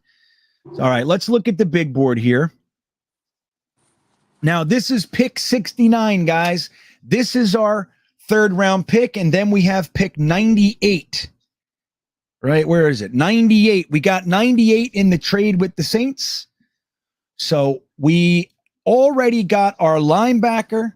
We got a who the hell else did we draft there? Our safety, and we got our wide receiver, our center, and our edge rusher. Now, do you think it would be a good idea to double up on edge files, or are you looking maybe for running back, interior defensive line? What do you think? I would honestly try to go for like D tackle or running back, because I feel like with all the top tier edge rushers, I feel like most of them are gone now. So you just get away with that in the 4th round or 5th round if you wanted to. The edge rushers, you mean? Now or defensive tackle now would be the best option. Well, look, Myjai Sanders is still there. So is Josh Pascal. Tyreek Smith from Ohio State. These guys have. I'm with you though. There's still some guys around. Let's see what we got. We'll take a look at the wide receivers. Our boy Christian Watson is gone. Where did he go? I thought he was still here. There he goes. He went to the Bears. The Bears. So look at that. So here's the wide receivers. We got Justin Ross. Alec Pierce is still there. Khalil Shakir. John Mechie. Calvin Austin. Romeo Dubs. Got some guys. Wandale Robinson. A lot of guys like him too. I think he's a little shifty fella. So, all right. Let's get a poll going. I see running back. I see tight end. I see some edge. We got some. All right, let's put wide receiver in there. So let me know what you think as I say them. Whoops, pick 69. 69. So we got running backs. You think that's a good one to put on this one? Oh yeah, definitely. Running back. Wide. Sorry, go on, please. Running back, D tackle. I'm surprised people are saying tight end though. That's one that shocks me. Tight end? Yeah. All right, so let me ask you this. Would you want to add wide receiver double up or edge double up this time? Wide receiver. Okay. So, guys, we're going to put forth running back, wide receiver, defensive tackle, and tight end. So here it comes. It's coming your way. The only way that we will know what to do is if you vote in the polls. Okay, the poll is now up. Let's take a look at the running backs, make sure we know what we're looking at here. Whoops. Let's take a look at these there. Running backs. Okay, here we go. Ooh, Damian Pierce up top. Like him. We have Tyler Algier, James Cook. There's your boy again. He's still there. Brian Robinson Jr. out of Bama. Kyron Williams, who I like a whole bunch. Jerome Ford. Pierre Strong. Rashad White. There's my guy. Here's my two guys right here. Rashad White and Isaiah Spiller. I could wait till the 4th for those guys. But if they take running back, who do you think it'll be? You think it'll be Pierce, Algier, or Cook? I'm gonna say, was it Algier? I'm gonna say him only because he played with Zach, so they already have chemistry together. And why not? Yeah, why not, man? Cheaty Took says Pierce is a bruiser. Totally. The Jet Show likes James Cook. Watu2K, what's up, Watu2K? Watu2K in the chat. He says, I like Ford and Pierce. Trenton Shelley says, I like Brian Robinson, but we could get him with the Saints pick. Totally. That's the thing. You might want to consider letting the running back slide on this one if you're voting in the poll and just grab it with 98, unless you really want Pierce or Algier. They have a real good chance of being gone. Maybe James Cook too. You want to see the big board? Okay, Dustin's asking for the big board. Here we go. This is the big board, everybody. You got Brian Asamoah up top, linebacker. Brandon Smith, Kirby Joseph, the safety. Wide receiver, Justin Ross. Guard, Dylan Parham. Carson Strong. Jamari Salyer, tackle out of Georgia. Darian Beavers, linebacker, Cincinnati. Josh Pascal out of Kentucky. Kellen Deach, who I like a whole bunch. Alec Pierce, wide receiver. Channing Tindall, running back. Damian Pierce, wide receiver. Khalil Shakir. Center, Donovan West. He's actually a guard too, man. So you could totally grab him if you wanted a guard. John Mechie. Daniel Falele. Remember our love fest with Falele, Mutt Viles? Remember how much everybody loved him? Yeah, a nice slaughter. Yeah, he didn't look good at the Senior Bowl. Cole Strange had a hit and miss at the Senior Bowl. He dominated at times, and then he got pushed around at times. But I think he's a good hunk of clay to work with if you want to bring him in and not depend on him to start right away. Calvin Austin, wide receiver, I like. Jojo Doman, linebacker. There's tackle Max Mitchell. Nick Cross. So we got lots of good guys. Zach Tom. This is a Frankie from Flatbush special. Zach Tom, tackle from Wake Forest, forgive me. So there you go. There's our big board. So let's look at the wide receivers again, and then we'll get to some tight ends. So just so we look at it, Justin Ross, Alec Pierce, Khalil Shakir, John Mechie, Calvin Austin, Romeo Dubs, David Bell is still there. Crazy. Wandale Robinson. Lots of good guys, man. Kevin Austin, Kyle Phillips. I like all of those wide receivers. Sincerely, I actually like all those guys. Let's take a look at the tight ends. We haven't looked at tight ends in a minute. Greg Dulcich is at the top. We got Isaiah Likely, Grant Calcaterra, Jeremy Ruckert. There he is. A lot of Jets fans' favorite. Cade Otten, Wiedermeyer. Did you guys see? Did you catch it, Mutt Viles? Jalen Wiedermeyer's RAS score, his relative athletic score, was a 1 out of 10. Did you catch that one? Yeah, I saw that. Dude, that's crazy town. Now, conversely, Jelani Woods out of Virginia, which is where I am. As you guys know, I'm literally 15 minutes from UVA's doors as we speak. Jelani Woods had a 10 RAS score. Incredible. Dude, he's 6'7", 260. And he's athletic as any tight end in the draft. I mean, that's a guy you want to bring in if you can. He might go a lot earlier than we think. Let's see. Okay, the poll is going to end, and let's see what we did.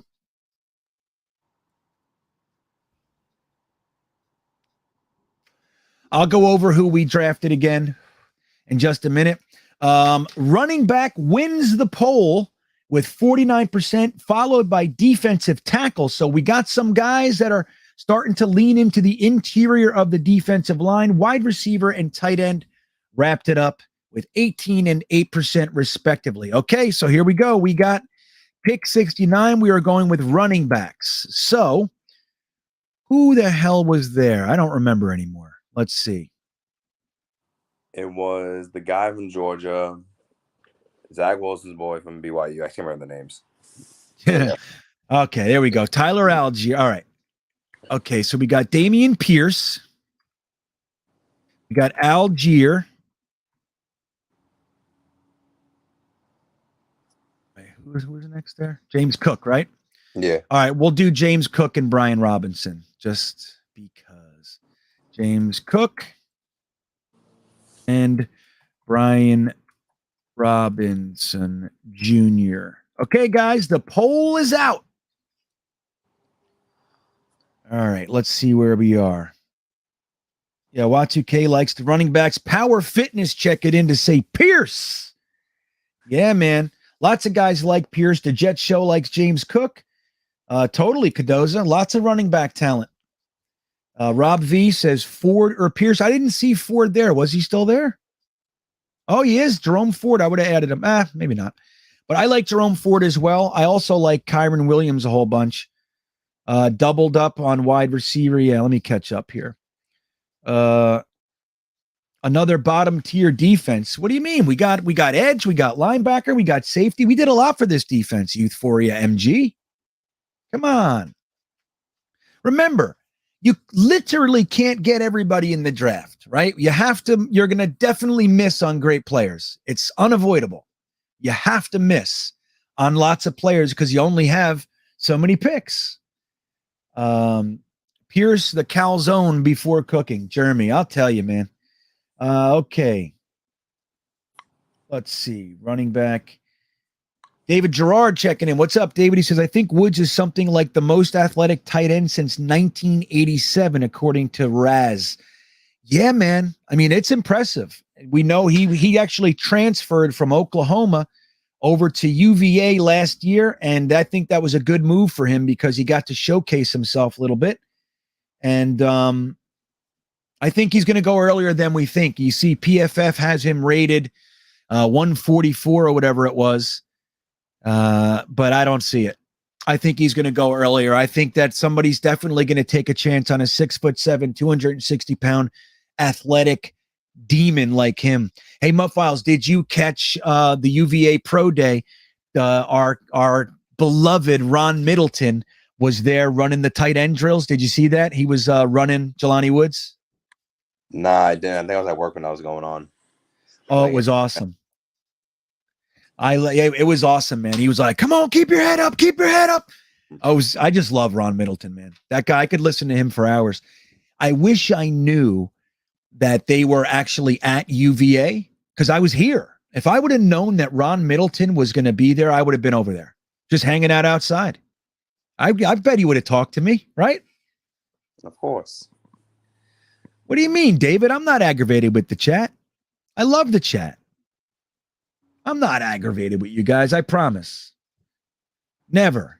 But we still can stop the run because we went linebacker in the second over DT.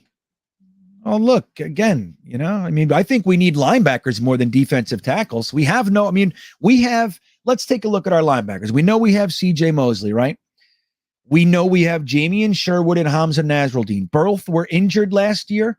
Jamie Sherwood ruptured his Achilles. We literally don't know what's going to happen with him. We don't know. Now, I know that Saleh loves him, but we don't know what the story is. Then we have Quincy Williams, who at times looks like a really great linebacker, but he's more than likely a part-time guy. Special teams and maybe 20 plays a game. That's probably what Quincy Williams would be better at. Full-time linebacker, he makes a lot of silly moves. He gets burned in coverage and he disappears.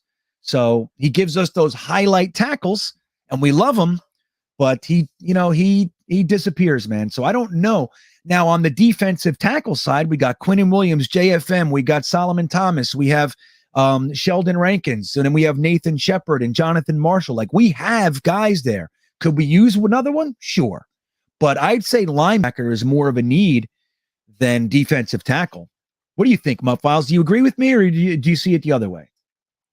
I feel like some people are forgetting that we're drafting an edge rusher, that JFM is going to go back into D tackle. And to me, that Solomon Thomas signing is going to be underrated next to Quinn Williams. It's going to be. Because he's still young, top 3 pick, and he plays well. Especially he was under Robert Saleh's under his defense back in San Francisco. That's right. So he already knows the scheme. He already knows it. That's what's so I think you're making a good point here. The Laken Tomlinson signing and the Solomon Thomas signing, I think are going to have even more impact than we're giving them credit for because there's zero learning curve. None.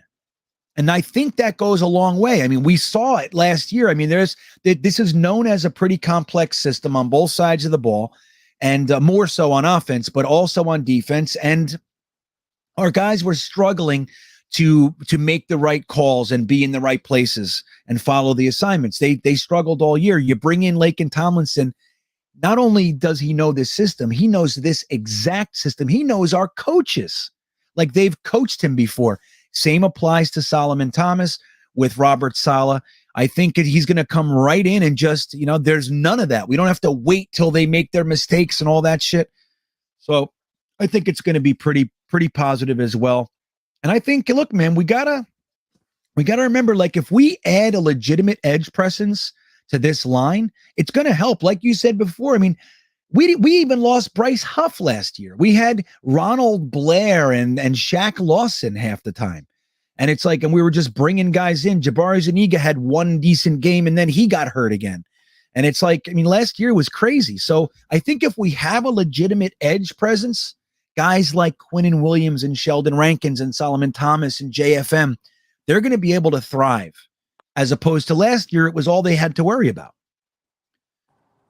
Chris DiNardo checking in. Robinson Jr., he runs hard and will be great in the third and fourth quarter. I want the Jets to draft Rashad White and Robinson Jr. in the actual draft. Double dip. Hey, man, that would be something. If I had to pick one, though, I'm with you on Rashad White. That would be who I preferred out of those two, but I wouldn't be happy with, sad with a double dip.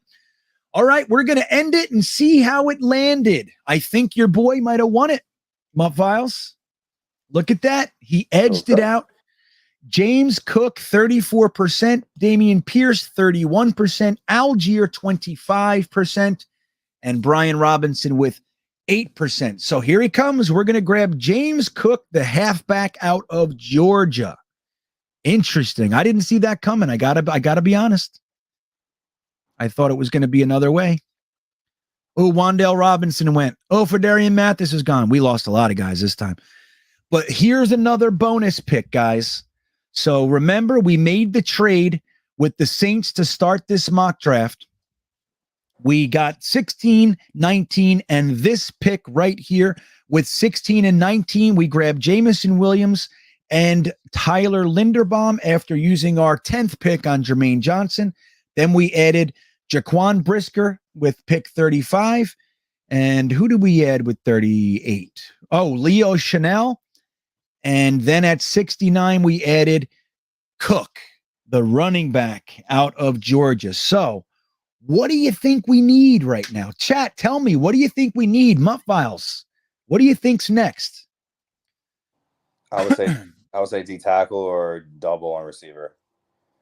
Okay, that makes sense to me. Defensive, you know what we'll do? We'll put defensive tackle up there.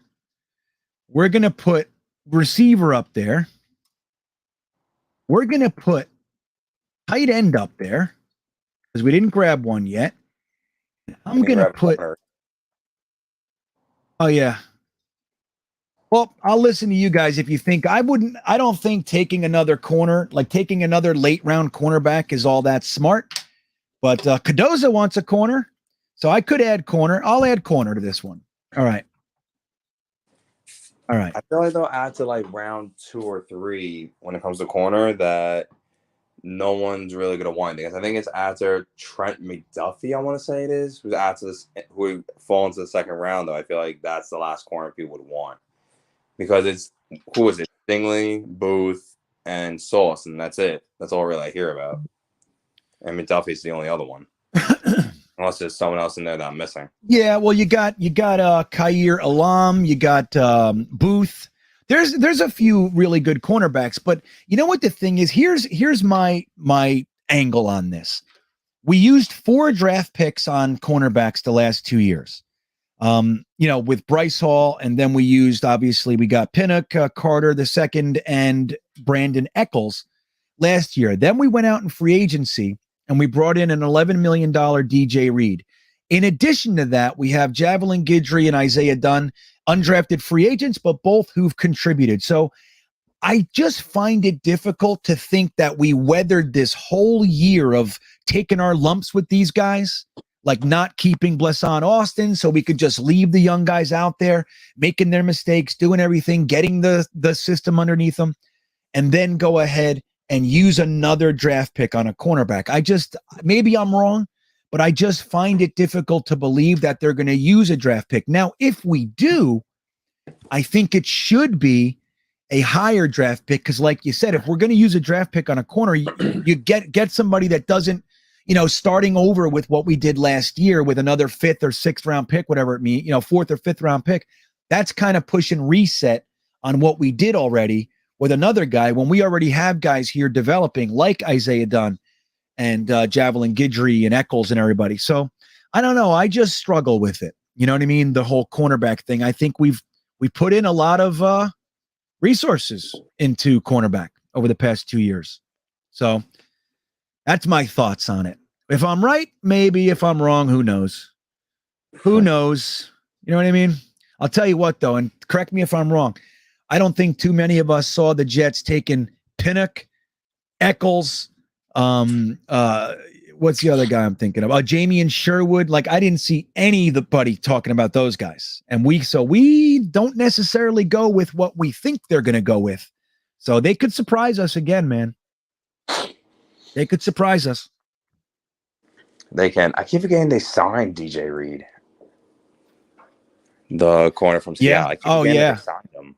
Yeah. I mean, think about our free agent class is very good. I know there was that blurb put out today that the Jets got tier 2 free agents and whatever, man. That's all well and good. And I think there's some truth to the inability to get marquee guys. But the truth is, I don't want all the marquee guys. Like, I don't want to pay like a Brandon Scherf to be the highest paid guard in the league when you know what I mean? Like, he's always injured and everything. Like, names don't do it. Just get guys that fit the system and make sure they're talented and athletic and they're the right character and all that. Let's just go rather than doing what we've always done, which is go sign the biggest splash for the biggest amount of money we can. And it doesn't do anything, you know? So I don't know, but I like the way we're going. Right. And a lot of people are using Tyreek Hill as their main vocal point because he chose Miami. If you really look at right now, I forgot who that guy heard this from today. Between us and Miami, if you take out Tua and put an average or above average quarterback there, Miami's a playoff team. Hell yeah. We're still getting key players that we need. We're still rebuilding. Now, if this is Zach's maybe third year and he's better, then okay, maybe that'd be different. But that's like the one key thing that people are using, like the whole Tyreek Hill trade. Look, it was accepted. It's just up to the player. That was first.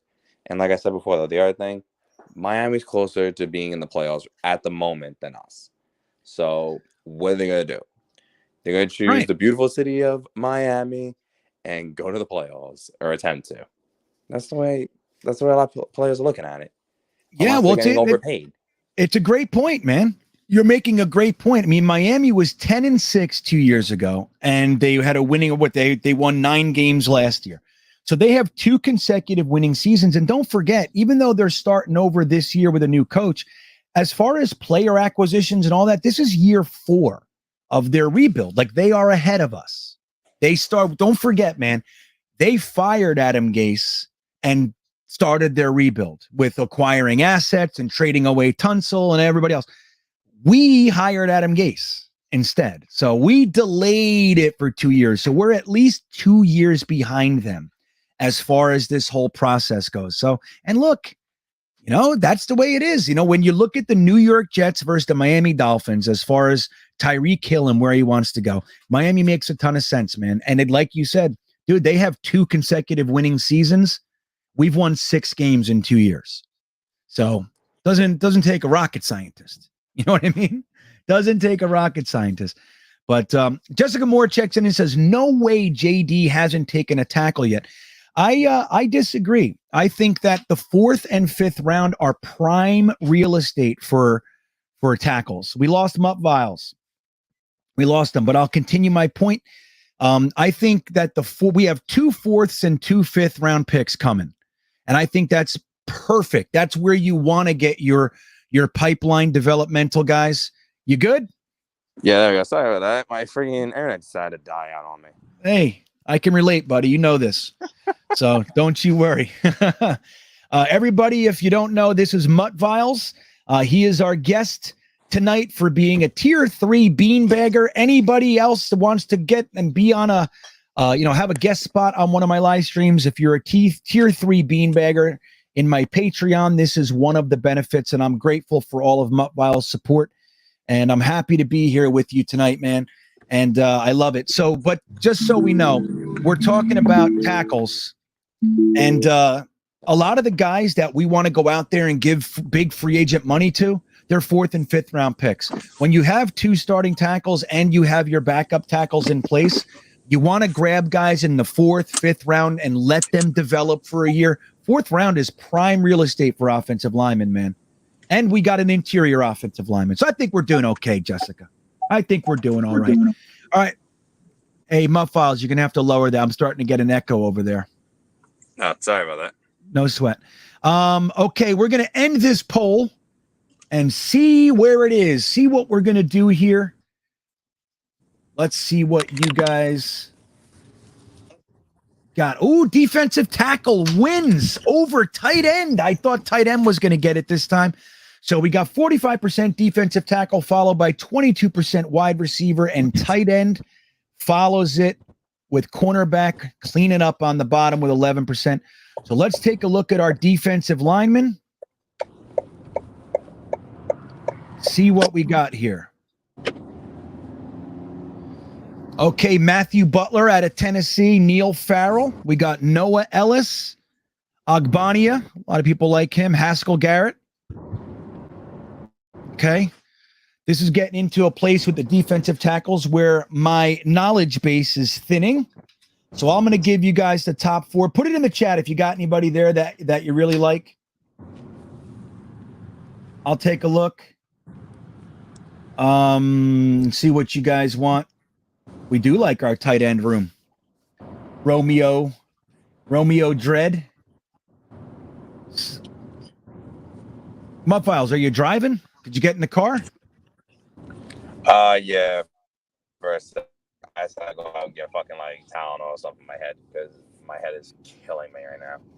Oh, that's a bummer. So, Yeah, okay, same. no sweat, man. Yeah, I apologize for that. No sweat, no sweat. So Haskell Garrett, I'm going to put up a poll with the top 4 guys. So, okay, we're picking a defensive tackle here with our first 4th round pick. So we'll put Haskell Garrett. Let me see who else is there. Matthew Butler. I'm going to put Otito Ogbonia there. Let me see. Okay.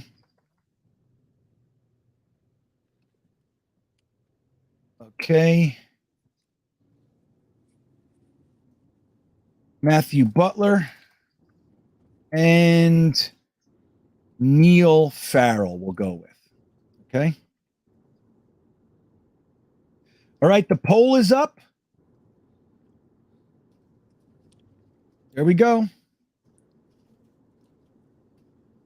All right, the poll is up, guys. So this is going to be our defensive tackle pick. Now, I do want to say, I think it would be wise to consider offensive linemen moving forward. Now, these are the picks. These are the positions that we haven't grabbed yet. We have not grabbed a guard. We have not grabbed a tackle. We have not grabbed a tight end and a cornerback. Again, I just gave you my spiel for the cornerback situation, but you don't have to agree with me. That's just my take on the situation. So we'll see how that goes, but this is where you want to start thinking about that. Now, I want to say thank you to Fred for the super chat. He says, when did the media start openly disrespecting the Jets? Well, I'll tell you, Fred, it's the beat, as far as our own beat, whether it be the Post, the Daily News, or whoever, they have been like pointing out the negative side of the Jets for a long time. Now, in their defense, a lot of the time we suck, you know, like during the Kotite years and all that. So it's hard to write positive stuff when your team is so crappy. And don't forget, man, we didn't even have an organization like Joe Douglas and Robert Saleh. Like, they're at least respected out there in the world. When we looked at the Jets, I mean, when Dick Steinberg died, we didn't even hire a general manager. We just let Dick Kotite, who couldn't even coach, be the GM as well. He's the guy who took Kyle Brady over Warren Sapp. Now, he did get Hugh Douglas later on in the first, and that's all well and good. Hugh Douglas was a good player, but obviously he's not Warren Sapp. And that was the position we should have been drafting and the whole thing. So we've been kind of slapdick for a long, long time.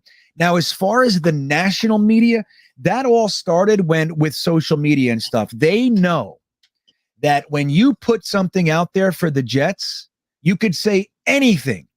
All you got to say is the Jets do this or are going to do that. I heard the Jets are going to this. And thousands of clicks are coming your way. Look what just happened last week. Some odd random guy from WIP in Philadelphia said, and I quote, I was told that the Jets were going to offer the 10th overall pick to Seattle, and Seattle knew they were going to offer it, but they're not accepting calls on DK Metcalf.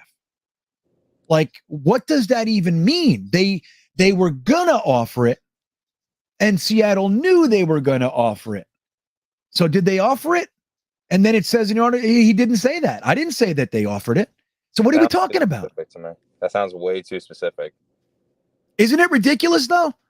Very. It's like, and that's a guy in Philadelphia. You know why he did that? Because he knows that Jets fans are going to be all over it. And we were. It was 2 days of madness around Seattle rejecting the Jets offer of 10 overall. We should have offered 4 overall. Like, all kinds of shit was coming out. And that's the way it went. And it was nothing. It was literally a nothing story. Nothing happened, at least as far as what he said. He didn't say anything. So I think that the national media figured out with this whole social media thing, especially Twitter and everything, that when you make a statement about the Jets, we're going to be there. Like, look at Rich Cimini. He said, keep your eye on A.J. Brown. Him and Elijah Moore are friends. We've been talking about it for 3 weeks. The Titans had to come out and say definitively, we are not trading A.J. Brown. Why did they do that? Because Jets fans were absolutely just devastating their Twitter feeds and Instagram feeds. You got to see it. Go to A.J. Brown's feed. You'll see it. I mean, it's endless. Jets fans, come over here, blah, blah, blah, blah. You know, that's who we are. So they know that. So we've kind of opened ourselves up for this a little bit. Like, it's aggravating when you hear all these rumors that never happen, but we feed on it. So what are you going to do? We want Jets news and they know it. So, okay, let's end this poll and see which defensive tackle we're going with. Yep, this is who I thought. So we're going to go ahead and choose Haskell Garrett. Haskell Garrett. Where is he? Right there out of Ohio State. Let me just make sure. Yep, Haskell Garrett won by 1%. Wow, that was close. That was a close one. All right, so now we are going to our second 4th round pick, guys. We have 3 picks left. Again, the guy at the top of the board, this is a Frankie from Flatbush special. He says Zach Tom from Wake Forest is a gem of this draft, can play numerous positions on the offensive line, very versatile. But we got a nice crop of tackles right here. Rasheed Walker. All right, let's take a look at the tackles. Oh, then let me put a poll out there first. So, Kolar. Listen to Owen. All right, so we'll get a poll up there. And we'll go pick. This is pick 117, right? Isn't it? Let me double check on that. Pick 111. Okay. This is our first 4th round pick. Okay. Got it. All right, guys. So we're going to pick 111. We're going to put tight end up there. We're going to put offensive tackle up there. We're going to put wide receiver up there for double dip action. And we'll put edge up there for double dip action. All right. So we got tight end, offensive tackle, wide receiver, and edge. And I'll go over the draft in just a second to see what we have. Okay, the poll is out. What's up, John Rogers? Good to have you, buddy. Okay, let's take a look and see what it is that we have here. Okay, I got it. So we started the draft. I'm not going to go all. Yeah, I'll just do it like this. Okay, we started the draft with a trade back from 4 to the Saints at 16, 19, and we also got their 3rd round pick, number 98. Okay, so we saw them pick Aquanu at 4 with our old pick. That leaves us to pick 10. We got Jermaine Johnson, Mutt Viles, his first choice. And then we went to number 16, which is Jamison Williams. Hold on a second. I'm going to mute you, Mutt Viles, while you're in the store, okay, buddy? All right, sorry about that. No sweat, man.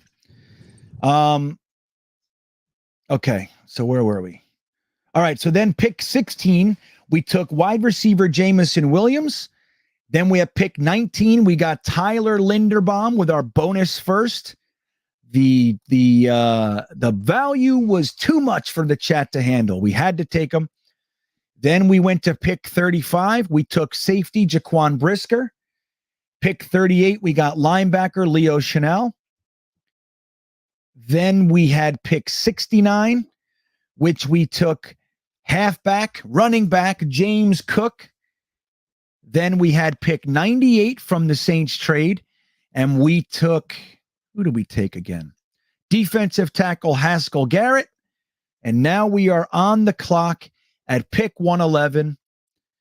And, oh, look, there goes Isaiah Spiller. They're all going. JoJo Doman, Damian Pierce, Donovan West. So now we're trying to see which position we want at pick 111. So let me know in there. Don't forget to vote in the chat for the polls, and let me know in the chat. I'm going to see what you guys are talking about. Lou Chandler wants tight end or offensive line here. Hello, Matt. Good to see you. I'll get you guys to the big board so you can see that. Whoops. There goes Zach Tom. All right. Here's the big board. So Zach Tom, Romeo Dubs, Tyler Algier. And wide receiver is one of the options here. There's nothing wrong with double dipping at wide receiver. There you go. Here's the big board. Okay, there's the top of it. Okay.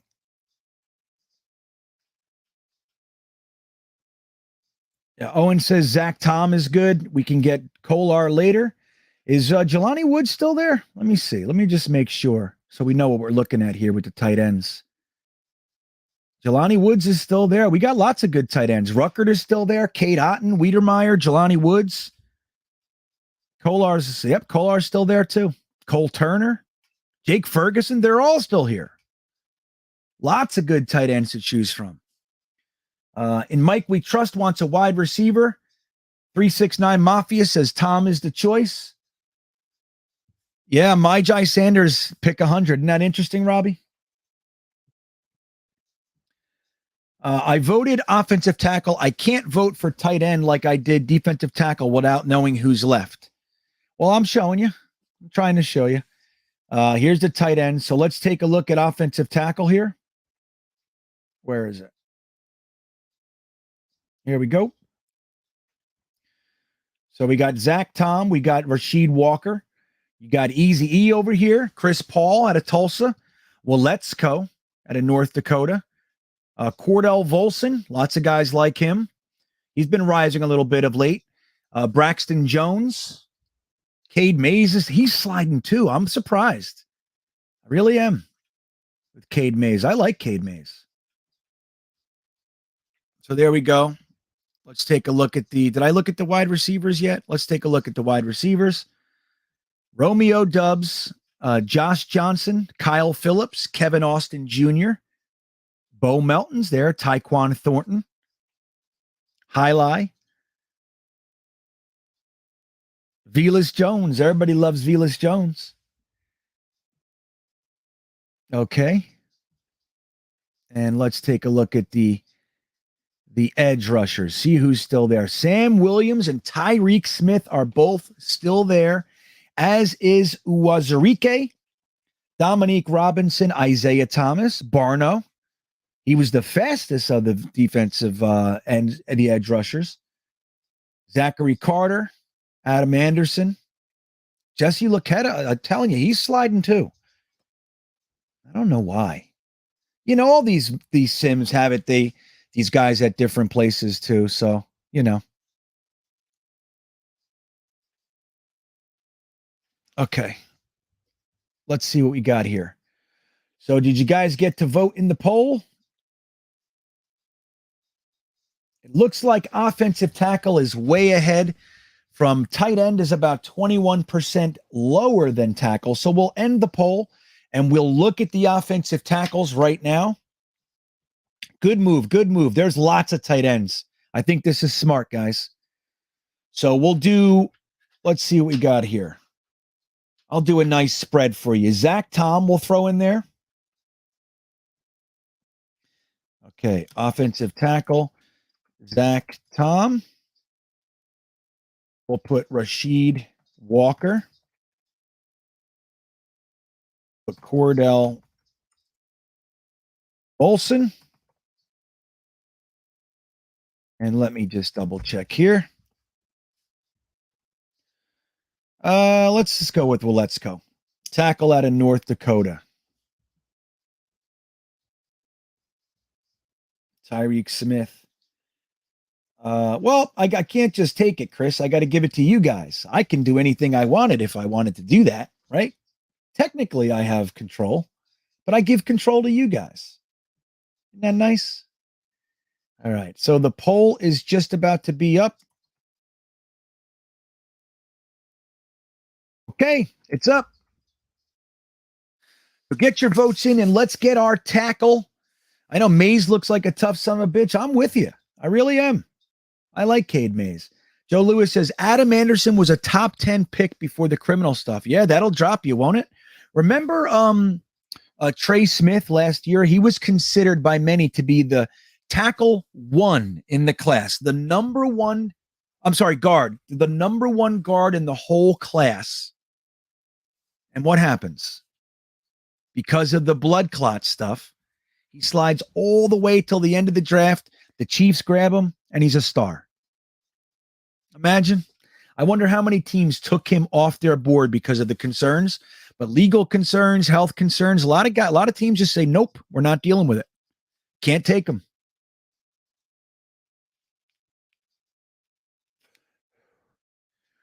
Kev Chada, Talking Football, had a good vid breaking him down against Cross. Who's that, Kev? Sam Williams, right? I like Sam Williams. I think he'd be a perfect pick in the fourth, fifth round. I would be very happy to come home with Sam Williams. I'll look at that one though. I didn't see that versus David Cross. He bullied him. Oh, that's all. I love that shit, man. Right, Chris? You know, I'm just trying to be nice out here. Trying to have a community organization. Mutt Files, whenever you're ready, man, you can just unmute yourself. Okay? I can't unmute you, it says. So just let me know. Poor Mutt Files. He's had a pounding headache. Let's see. Has to be Walker. Tom won't be able to play tackle at the next level. You're not the first person to say that. But again, Frankie from Flatbush seems to love him. He's like one of his little secret late round gems. You know what I mean? Me, if it was my pick, I'm taking Rashid Walker right here. That's who I'm taking. Go Browns, Sonia Wilson. There you go. Go Browns. Well, you guys are definitely taking you're taking a leap. You've taken leaps before. You landed on your faces. So let's see if this leap works. The Cleveland Browns changing it up every couple years. Remember that? You guys were supposed to go to the Super Bowl 2 years ago. Remember that? You had Landry and OBJ and Sheldon Richardson and Myles Garrett. You brought in Greedy from the draft. You got everything. It was like, oh my God, it's not fair over there. And you guys didn't even make the playoffs that year.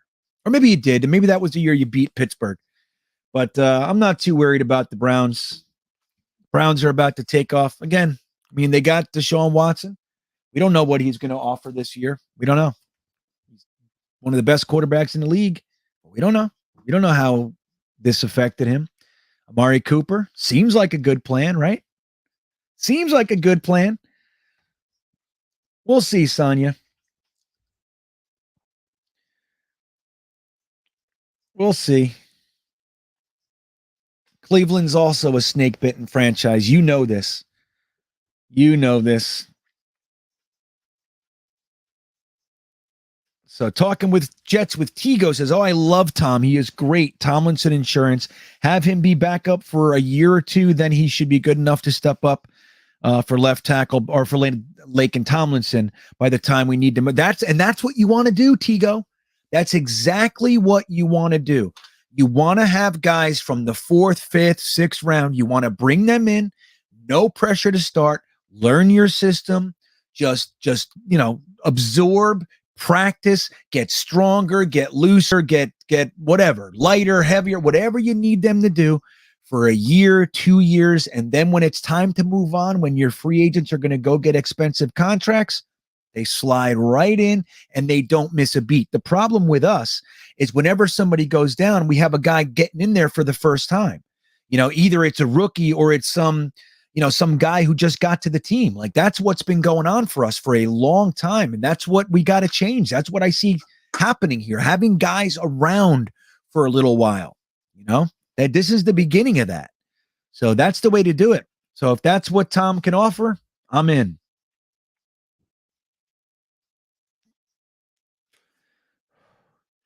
Yeah, going to have to. He's probably, I saw that. He's projected to be a guard at the next level, but he can play tackle. Same thing, like maybe not to the same level, but same thing with AVT. He played tackle and he came out as a tackle technically, but he's a guard, But it's nice to have that guy who can play it. All right, I'm going to go ahead and end this one. It looks like our boy, Mr. Tom, is eking out against Rasheed Walker. I'm surprised. Rasheed Walker with 39%, Tom with 53%. Frankie would be proud of you guys. Zach, Tom coming to the Jets. There you go, Jessica. All right, so now I'm just going to start making these polls for you. We are here at pick 117. So we're going to put tight end, interior offensive lineman. We'll put edge and wide receiver. So we have not taken a tight end. We did take Linderbaum, but he is strictly a center.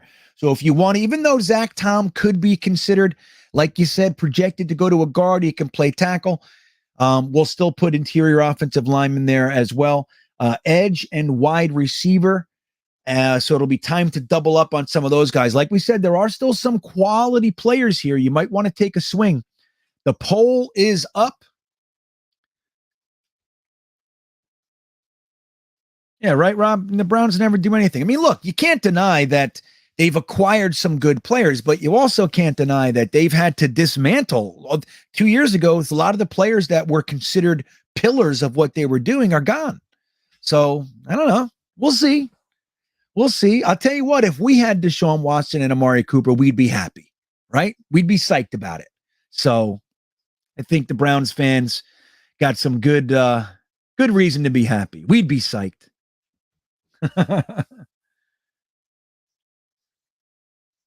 You got a 0% and you voted. That's fun. How the hell did that happen? Oh, Google, what are you gonna do? Okay, let's see what we got. Stud City, what's up, Stud City? Watson will signal first while they are down 21, like he did in the playoff. I know. Nothing bothers me more than that. Remember, I'll pick out the one you already know what I'm gonna say. But remember Santonio Holmes? We were getting blown out by the Eagles, and he scores a touchdown in essentially garbage time, and he makes fun of the Eagle thing in the end zone. We're getting beat by 21 or whatever it was. It's like, sit down. What are you doing? And that just shows where his focus is. All he wanted to do that whole game was score a touchdown and do the thing in their house. That's where his focus was. And those guys, man, it's like, talking shit when you're down 3 touchdowns in the fourth quarter is like, I don't know, man. I don't know where these guys get that, in their head that's good, that's good to do. Zach Tom was our pick, Kev.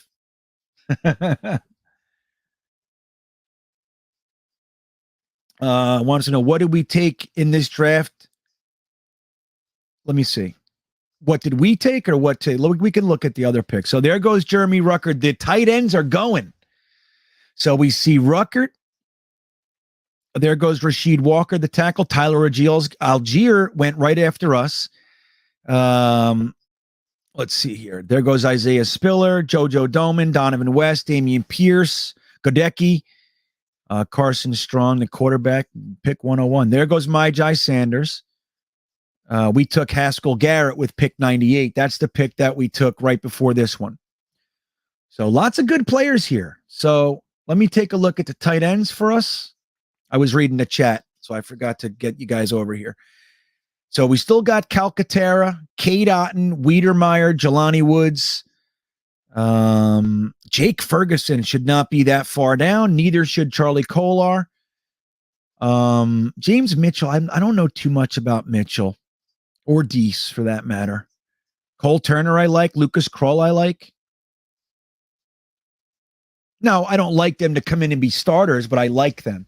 These are the guys you want to develop, man. Like fourth round tight ends are perfect, just like interior offensive linemen. Like you want to bring in, the fourth round for a tight end is like the second round for wide receivers. The fifth round for tight end, it's the same thing. Like whatever the talent level is on the board for that position, for the tight end position, when you look at where the tight ends start going, you might see 1, 2, taken in the first, and then like 2 more taken in the second. So when you get into the fourth round, you're still getting that second round value for other positions that, for the tight end position. So when you wait on a tight end, it's not the biggest deal in the world. We got Kenny Yeboah as an undrafted free agent. He is a talented kid. He's going to be good, man. I hope that they don't quit on the development. That's the only thing. Like with this coaching staff, as much as I feel good about our organization, I'm not entirely sold on Saleh as a head coach. I like him, I believe, but I'm not sold. Ulbricht, I'm not sold on him either. Now, LaFleur, I feel real good at. Tony Oden, I feel real good about. I like our Brant Boyer, our special teams. I like Leon Washington on special teams. I like our linebackers coach. Obviously, I like Ron Middleton for the tight ends. So I like a lot of what we have here, but I'm not sold on these guys, right? I'm not completely sold. I had a point there. I was going to say something else with the coaching staff. What the hell was what was the question? What have we taken? Shit. I lost it. I lost my point. What was I just saying right before I said I'm not sold with the coaching staff? Damn it. I forgot it.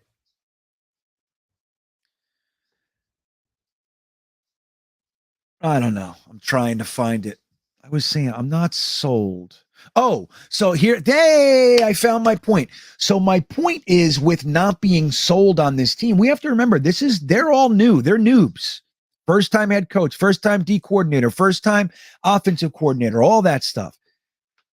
So I'm not convinced that they know how to develop yet. I'm just not as an organization.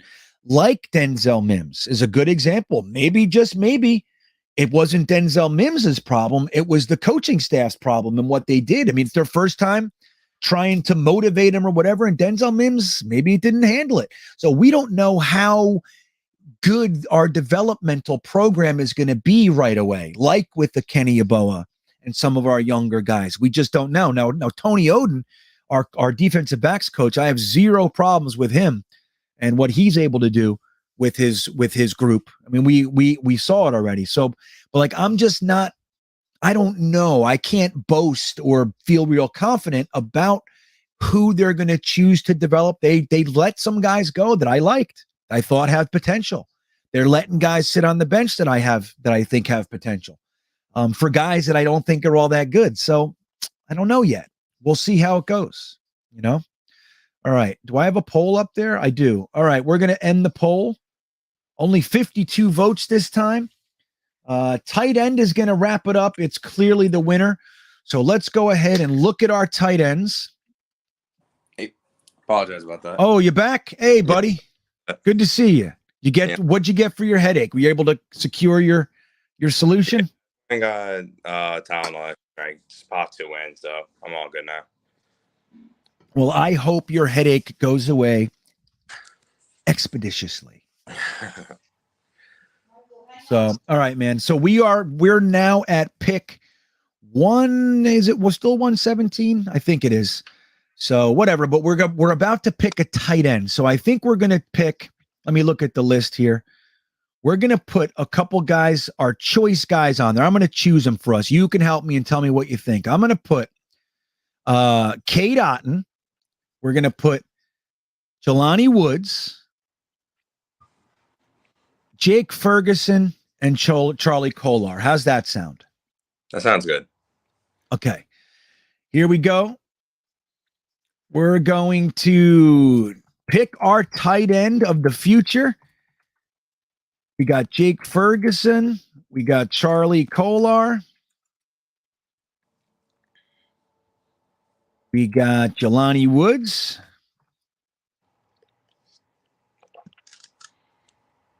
Who was it? Oh, yeah, Cade Otton. Okay, great. Cade Otton coming around the mountain. I think I know who's going to win here. I think it'll be between Woods and Kolar. Right now, Kolar, he was a big fan favorite for a long time. I liked him. I wanted him last year if he chose to come out up there at Iowa, but he chose to stay in school. So he still has a nice chunk of our fan base that are supportive of picking him. He did not have a good Senior Bowl at all.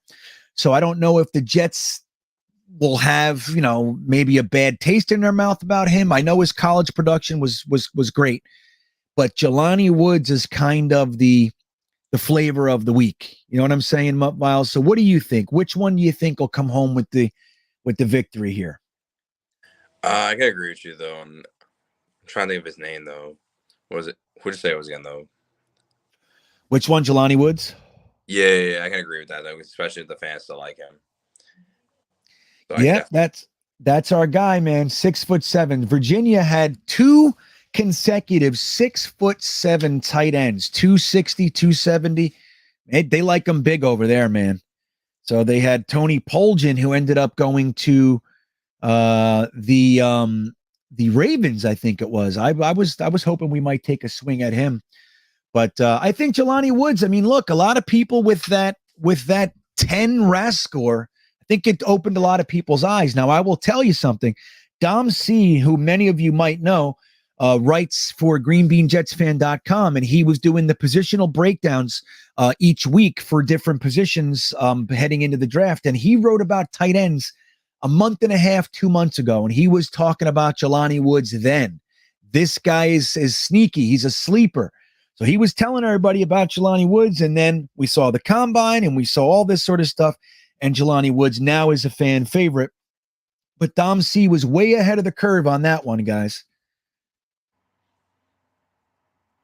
What's that? My man said pause, GreenBean. What man? What man said pause? I don't know what you guys are talking about. Ulbrich needs to go? Well, I don't know. I think that's a rash jump to a conclusion, Knobcraft. I mean, you got to give guys a minute. We can't keep firing people after 1 year, like one bad year, and we want to fire everybody. Like, have we not learned, Knobcraft? We need to give this coaching staff like 4 years minimum without even the stress of being fired. You're going to be here for 4 years. Just keep now. If Saleh decides to get rid of a coach or whatever it is, but Saleh, JD, all those guys, they should be given 4 or 5 years without the stress of wondering if they're going to be fired every 10 minutes. That's the way. Right. So, all right, man, let's see where we are. I got to catch up on the chat. Yeah, that was at his, Fred the Sled at the pro day. Well, I'll tell you what, he came out of that combine, he came out of that combine with a 10 RAS score as far as his athletic ability. So I think a lot of people get stuck right there. Now you look at his measurable, I mean, his size and everything. I mean, he's got everything you want, but I still think he's going to be developmental. What does that say? You must have said something.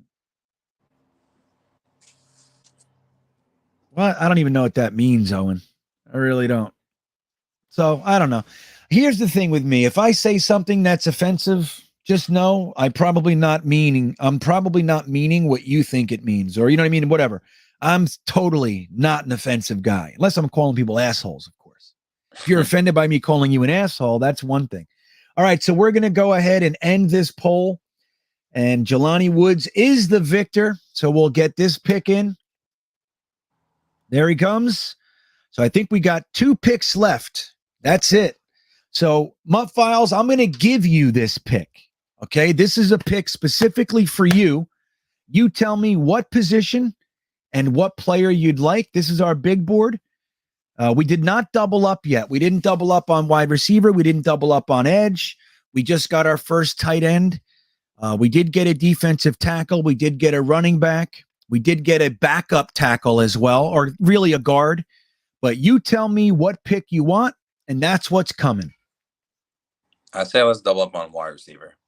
Double up on wide receiver. Good move. Good move. I like it. All right, so here we are. I'll get this nice and big for you. Oh, I like me some Kyle Phillips, but that is what it is. So we have Josh Johnson out of Tulsa, Kyle Phillips out of UCLA. That's the next tricky little slippery guy that we'll see coming into the league. I think he's going to make it. Kevin Austin Jr., Notre Dame, another one. Javon Highlight, Bo Melton, fan favorite out of Rutgers. Tyquan Thornton, he ran the fastest 40 time at the combine, I believe.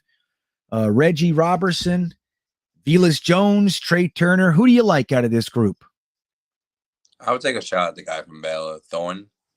Especially you said that you said he ran, what was it, the fastest 40, I think, there? Yeah, I'm pretty sure. I'm pretty sure that was him, right? Shot. I want to take Tyquan Thornton. Yeah, you can use him maybe on like special teams or something, though, or as like a as like a fourth or fifth receiver better than who do we have? Like Justin Black and whoever else we had. Right. Tyreek Black and Jeff Smith and all these guys. Right. Start to push those guys off the roster, right? Right.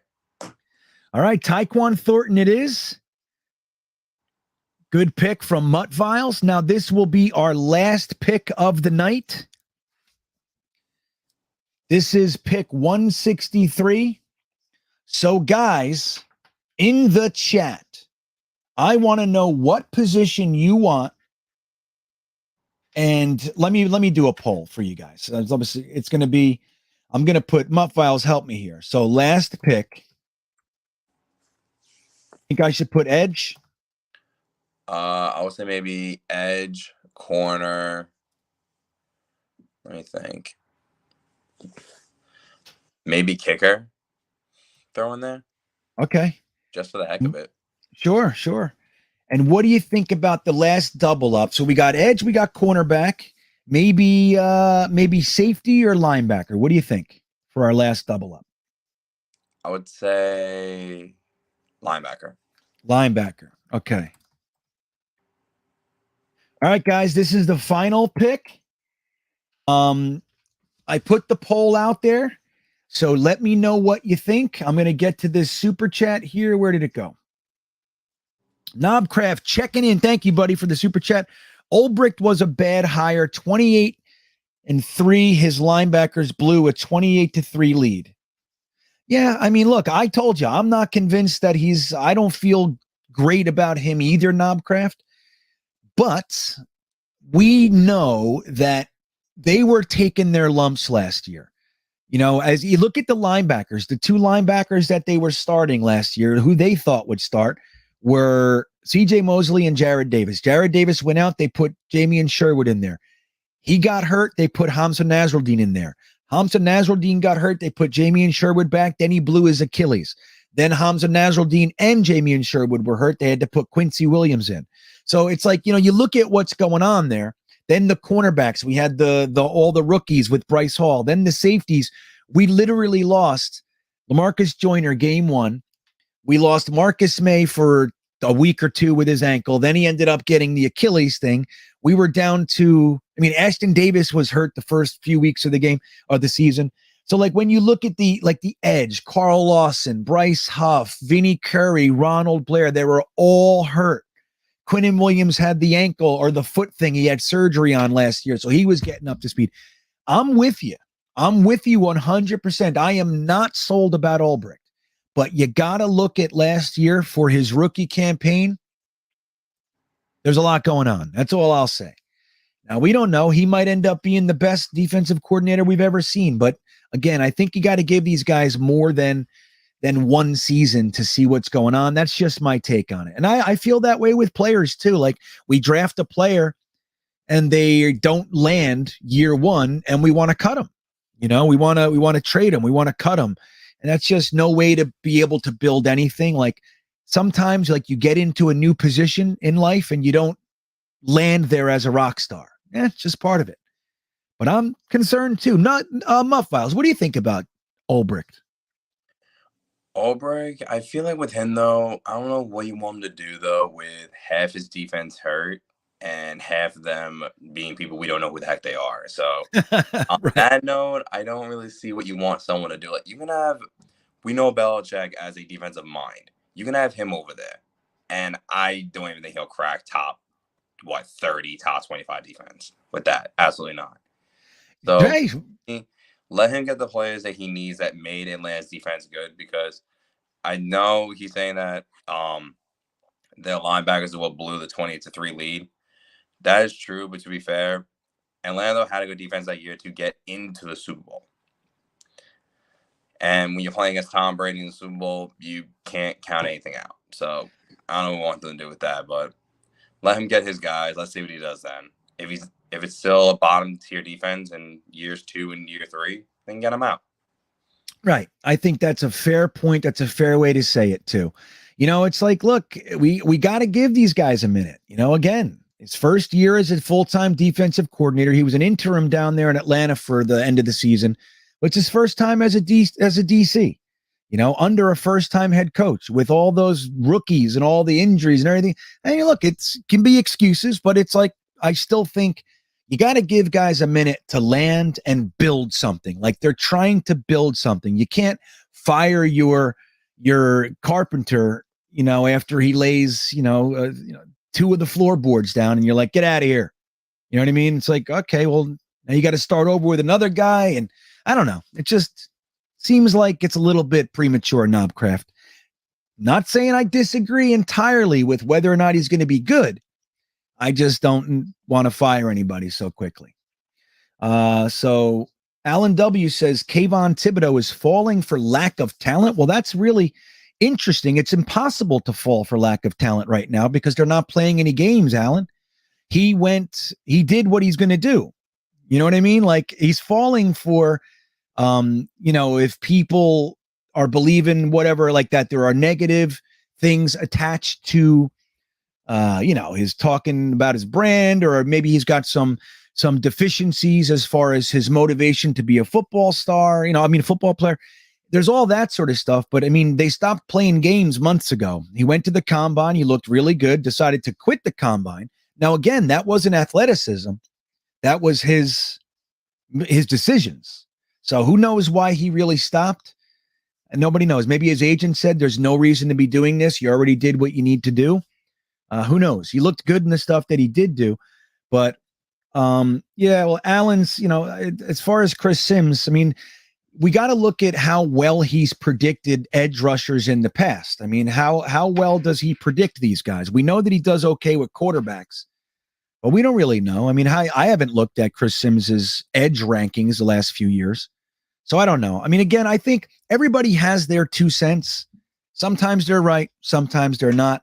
I think Kayvon Thibodeau is extremely talented, and whether or not he ends up being a good NFL star, I don't think will be his talent. I think it'll be his head, and that's what we got to trust our team to do their due diligence. We have to make sure we check. And look, they're meeting with him for a 3rd time over at One Jets Drive. He's coming. He's doing one of the visits. So they met him twice before and talked to him. So either they're trying to lift up every stone and figure it out, or it's smokescreen, one or the other, I didn't even know Thibodeau left in the middle of the combine. Yeah, he did. He did a couple drills, and forgive me, I don't remember off the top of my head which drills he did. Mm-hmm. But he decided halfway through, like they were expecting him to do more drills, but he decided not to, like halfway through it. I feel like people today would have hated Dion when he was coming out of the draft, because he literally went, we all know the story. He went, ran the 40, and that was it. He was out. And left. Right. Yeah. And then when he came to the team visits, he only talked to, I think it was maybe 3 teams who were in the top 3. And he told every other team to kick rocks. I'm not going to be there when you're up. That's right. Why do I got to waste my time meeting with you? I'm not going to be there. So, how would we handle that in our society today? We would, dude, he'd be getting thrown under the bus constantly, right? Nobody would. There'd be so many negative stories, right, Muffiles? Of course. The way it is today, with that, forget about it. And Dion talked his talk. And I feel like, am I saying Thibodeau's Dion? No, I'm not. I'm saying I feel like that's what he's doing. But now when he gets in the NFL, he's just got to prove it. It's like, okay, you want to sit there and feel like you can leave early, do what just do what you want. You believe in your talent, your brand. Okay, prove it. Right. I know. I see it, right? Like I know what people are talking about, but I don't think it's anywhere near an actual concern. Like I don't know. It doesn't rub me the same way that it's rubbing people. He's talking about his brand. I mean, I don't know. I mean, he's not on the football field. He's in an interview. He's talking about stuff. He's just on some TV set. So I don't know. When he's on the football field, he seems pretty good to me. All right, let's go ahead and end this poll. We're going to look at some edge rushers. So let's take a look. This will be our last pick of the night. Where the hell is it? Okay, so edge 1. So let's look at what our double up edge is. I'm not going to do a poll. We're just going to make an educated decision. I'll do one more poll. Okay. We're going to do a short one now. All right, we got Uwazurike, who I actually like, believe it or not. Can't say his name, but I like him. Dominique Robinson out of Miami, Ohio. Adam Anderson, edge out of Georgia. Jeffrey Gunter. Jesse Luketa. Michael Clemens, Carson Wells. Now, if I gave it to you, I'm going to make a poll here. Who you take? Do you know any of these guys, Muff Files? At this far, no. To me, I would just take whoever's the best available. But honestly, I just want to get some guys from the front 7 from Georgia, because that defense it was just different last season. So Adam Anderson's from Georgia. That's Right. that's not the worst logic, Matt Viles. Yeah, that would be the only exception. Oh, I'll tell you, that's safe logic. I was listening to Moving the Chains earlier, and a guy called, I forget what team he was, maybe the Saints or something, but he said it was like a fan call, and he goes, I'm going to make this real simple for you. We have 5 picks in the first 60 picks. Mm-hmm. Take 5 Georgia players with the first 50 picks. That's what he said. I'm going to take 5 defensive players from Georgia and call it a day. And it's like, hey man, there's logic there. I mean, they were the best. And there are so many really quality guys, even the guys that aren't getting as much of the hubbub, guys like linebacker Quay Walker. Dude, he's a stud. I mean, so hey, maybe you got something here. So we'll put I'm going to put Uwazurike, Adam Anderson. I'm going to put Luketa up there, and I'll put Dominique Robinson. Why not? Or let's put Jeffrey Gunter. There we go. Jeffrey Gunter. All right, guys, this is going to be a 2-minute poll. That's it. It's late. This is a late one, Mutt Files. I appreciate you hanging out with me, man. This is nice. Nah, it's honestly fun. I love being here. Yeah, I mean, I'm sorry you have a headache and all that, of course. But I'm really happy that you were able to carve out the time. I'm grateful, man. I appreciate it. It's nice having you here, buddy. Nah, I love being there, honestly. My apologies that I had to disappear, though, for a little bit. That's okay. I'm glad that you were able to, rather than sitting there in agony all night. You know what I mean? Yeah. I think I heard of Jesse Luketa at the Senior Bowl. Indeed you did. High on most Georgia defenders. Yeah, me too, Cadoza. Let me ask this though. We didn't do anything though for kicker, right? We just re-signed Eddie. We just re-signed Eddie for a year, and that was it. No, we brought in that other guy. What the hell's his name? Zerline. So we have a real kicking competition going on. I forgot about Zerline. And we cut Matt Amendola. Right, that I saw. I think that's a good move. I mean, his leg is strong, and hey, he was a hero for us that one game with the punting duties and all that. And hey, I appreciate it. That's really great. But dude, he misses too many field goals. End of story. So we have Eddie Pinheiro and Zerline in. Whoever the better kicker is in preseason and training camp, keep him and move forward. And that will be that. Zerline's a good kicker, man. And don't forget, guys, we've hired guys off of the scrap heap numerous times. Feely, Folk, Jason Myers, and they all ended up being very, very good for us. So it doesn't mean anything that he wasn't on a team right now. Right, John? John says, I can't believe you guys are still here. Okay, so let's end this poll. Let's see who it is. I think they agree with you, Mutt Viles. It's going to be the Georgia Bulldog, Adam Anderson, with 39%. So let's see what our draft looks like here, guys. Let's grab Adam Anderson. That's a fun pick. I like that. That's about as good of a swing as any at the end here. So we'll see what our whole draft looks like, and we'll give some ratings here. How's that sound? Huh? We'll see what we think of our draft. There goes Cordell Volson. I think we did pretty good tonight, Mutt Viles. I feel pretty good. I don't remember what it is, but I felt good as it was going. Yeah, I like this one. Hopefully you guys like it too. There it is. Analyzing our draft. Let's see what they graded it. Look at us. They give us a D- for Jermaine Johnson. That's so silly at pick 10. That's silly. All right, guys. So here is our draft. Jermaine Johnson was our first pick at 10. Don't forget, we made that trade.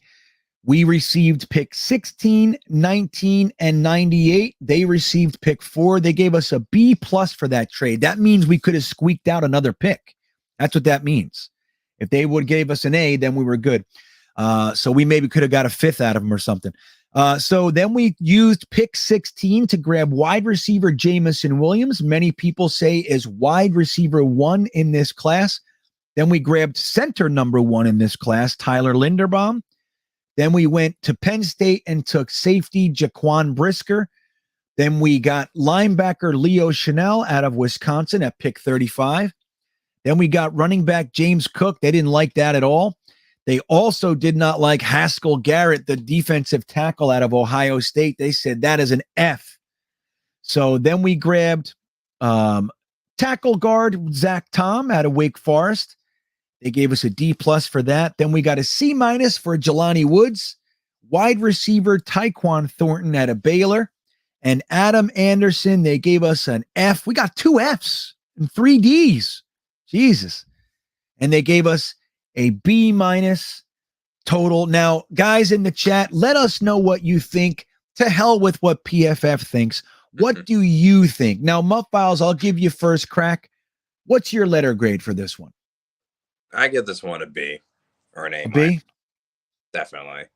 I feel like some people with Jermaine Johnson, though, it's just going to depend on how he plays. That's it. That's what's going to solidify it, because a lot of people are saying he's a buzz, but some people are saying he's sneakily good. Yeah, he got 17 sacks last year. That's pretty good, right? I mean, it's a little good. I mean, it's only 3 off TJ that had, 20, I think? So I think that's kind of good. Yeah. Right. So you know what, man? They don't like him there. They had him rated a little bit lower, and that's all this means. They just had him rated a little lower. But Jake says undrafted free agent mock. Hey, man, I would love it. I would love it if we could do that and see who's still there. But unfortunately not. Jets Forever gives it an F. He likes no one. He doesn't like anybody in this draft. PG says A-. Sonia Wilson saying good luck from the Brownies. So thank you, Sonia. Good luck to you. So you can see your team compete against my Cleveland Browns. Have a good night, Sonia. Thanks for popping in. Always like having you here. C+ from Rob V. Joe Buck. Yep, he gives it an A. JJ is an A from Kev Chada. Should have been Karlaftis at 10. I would have been happy with Karlaftis at 10. So Kadosa says, told you. Yeah, he was saying the Sim's not going to like it. Jeremy gives it a B+. Thank you, Jeremy. There you go. Jake says B. John Rogers is in 2 p.m. on Tuesday, sunny Adelaide, South Australia. He's working right now. I know, it's crazy that you're here. It's 2 p.m. on Tuesday for John, and he's hanging out with us on Monday night. Ernie gives it a C+. Let's see. Stud City says Karlaftis would have been an A. Yeah, right. I agree, Sonia. B+ for Lou. Cadoza gives it a C. 369 Mafia gives it an A. Mike B gives it a B. Phenom says B. John Rogers, A++. He likes this one. I know. Well, the thing, I wouldn't have taken Linderbaum there. I don't think. I would have went in a different direction, but I'm happy with the pick. And we could have traded it. We could have played around. But L.A. McKay says, gives it a B. We should have feasted on the strength of the draft. Hey, I'm with you. We could have double dipped at edge. We could have got Karloftis and Jermaine Johnson. Why not? Twisted gives it an AB in a rat's ass. Sweaty Balls gives it a C. I know this is D for JJ's crazy talk. But he's not my guy either, so I do get it. I would be happy with Jermaine Johnson, but I'm not. That's not the guy I hope we get. Stud C says C. Chris Bradigan gives it a C, and Sergeant Mike gives it a D. Romeo gives it a D. Yeah, I think it was good. Yeah, so Braden gives it a B plus, and I'm going to give it a B too. I'm almost thinking B minus, but I like it. I think these are strong players, man.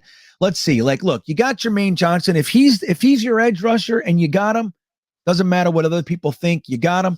Jamison Williams, potentially wide receiver 1. Tyler Linderbaum, clearly center 1. Jaquan Brisker is one of the top 3 or 4 safeties in the class. Leo Chanel is considered one of the top 5 linebackers in the class. James Cook, they didn't like that, but hey, we're going to pair him with Michael Carter, and we might have a legit running game. And then look, man, these are all, bottom of the roster guys. So I think we did a good job. I'll give it a B as well. So Mutt Viles, I want to thank you for being here once again, man. I loved it, and I'm grateful again for your support. Again, guys, if you would like to be a participant in one of the live streams, all you got to do is join the Patreon. And tier 3 people get all kinds of benefits, but you also get to pick a night to come live with me. It could be the mock. It could be the Thursday thick of it. You can hang out with me and Frankie and everybody and do it that way. But the Patreon information is in the top of the description. I want to remind you guys to like this video before you go. And if you haven't subscribed to the channel, now is a fantastic time to do so. Mutt Files, you got anything going on? Anything you want to let anybody know or anything like that? Nothing really, just accept that we're going to be in the wild card this year. That's about it. Ooh, yeah, there you go. You heard it here first. Our tough schedule be damned. Don't worry about it. Mutt Files made the statement. We're going to be in the wild card this year, and I am happy to hear that. I agree. I think we're going to be a little better than people think. If we manage this draft, just do it smart. And like was said, use the strength of the draft to get and fill the holes that we need. Don't start taking cornerbacks and tackles. We have cornerbacks and tackles. Get the positions we need. Feasts, like was said, on the edge rusher position, and let's go kill some quarterbacks. You heard what Joe Douglas said. How do you take a $30 million wide receiver off the field? You hit his quarterback. That's how you do it. So I love it. All right, guys. Well, look, the chat, as always, you guys are just the best in the whole world. I love hanging with you guys. And let me just get this off here. Ooh, so doesn't it feel like we can move now? So much more room. But thank you guys for being here. Again, I appreciate you, Mutt Files. And everybody have a good night, man. You take care, and I'll see you soon. Have a good night, guys. Later, everybody. 1, 2, 3 o'clock, 4 o'clock, rock. 5, 6, 7 o'clock, 8 o'clock. Donnie Lamb Jones. Wide receiver. As a season ticket holder of the Jets, I'm going to fool Ken O'Brien of California Davis. Obviously, the Jets know something that, the people up there don't. Fullback, hello! Roger Vick. Jeff Lageman. Jets just don't understand the dress all about. Blair Thomas, running back, Penn State. Johnny Mitchell. The New York Jets select tight end from Penn State, Kyle Brady. Vernon Golson. Cleveland's graded the 5th pick to the New York Jets. And with the 5th pick in the 2009 NFL Draft, New York Jets select Mark Sanchez. D. Milner. Smith. Jets select quarterback Christian Hackenberg. Sam Darnold. The New York Jets select Zach Wilson. Future Pro Bowler Elijah Moore. Michael Carter, running back. If you're one of those Jets fans going to our players' pages and ripping them, I'm going to tell you right now, I'm going to go out here and I'm going to say it. You're an asshole. I just want to tell you that. You might not know you're an asshole, but you are. I'm going to tell you, you are an asshole. Now, having issues with players, never a problem. You can feel any way that you want. But going to our own players' page and calling them names, fat, you're a bust, whatever it is, dude, that is absolutely outside of the normal paradigm of being a fan. You should not be doing that. You are an asshole. Okay? I'm not going to waver from that stance. That's where I stand. You're an asshole and you shouldn't be doing that.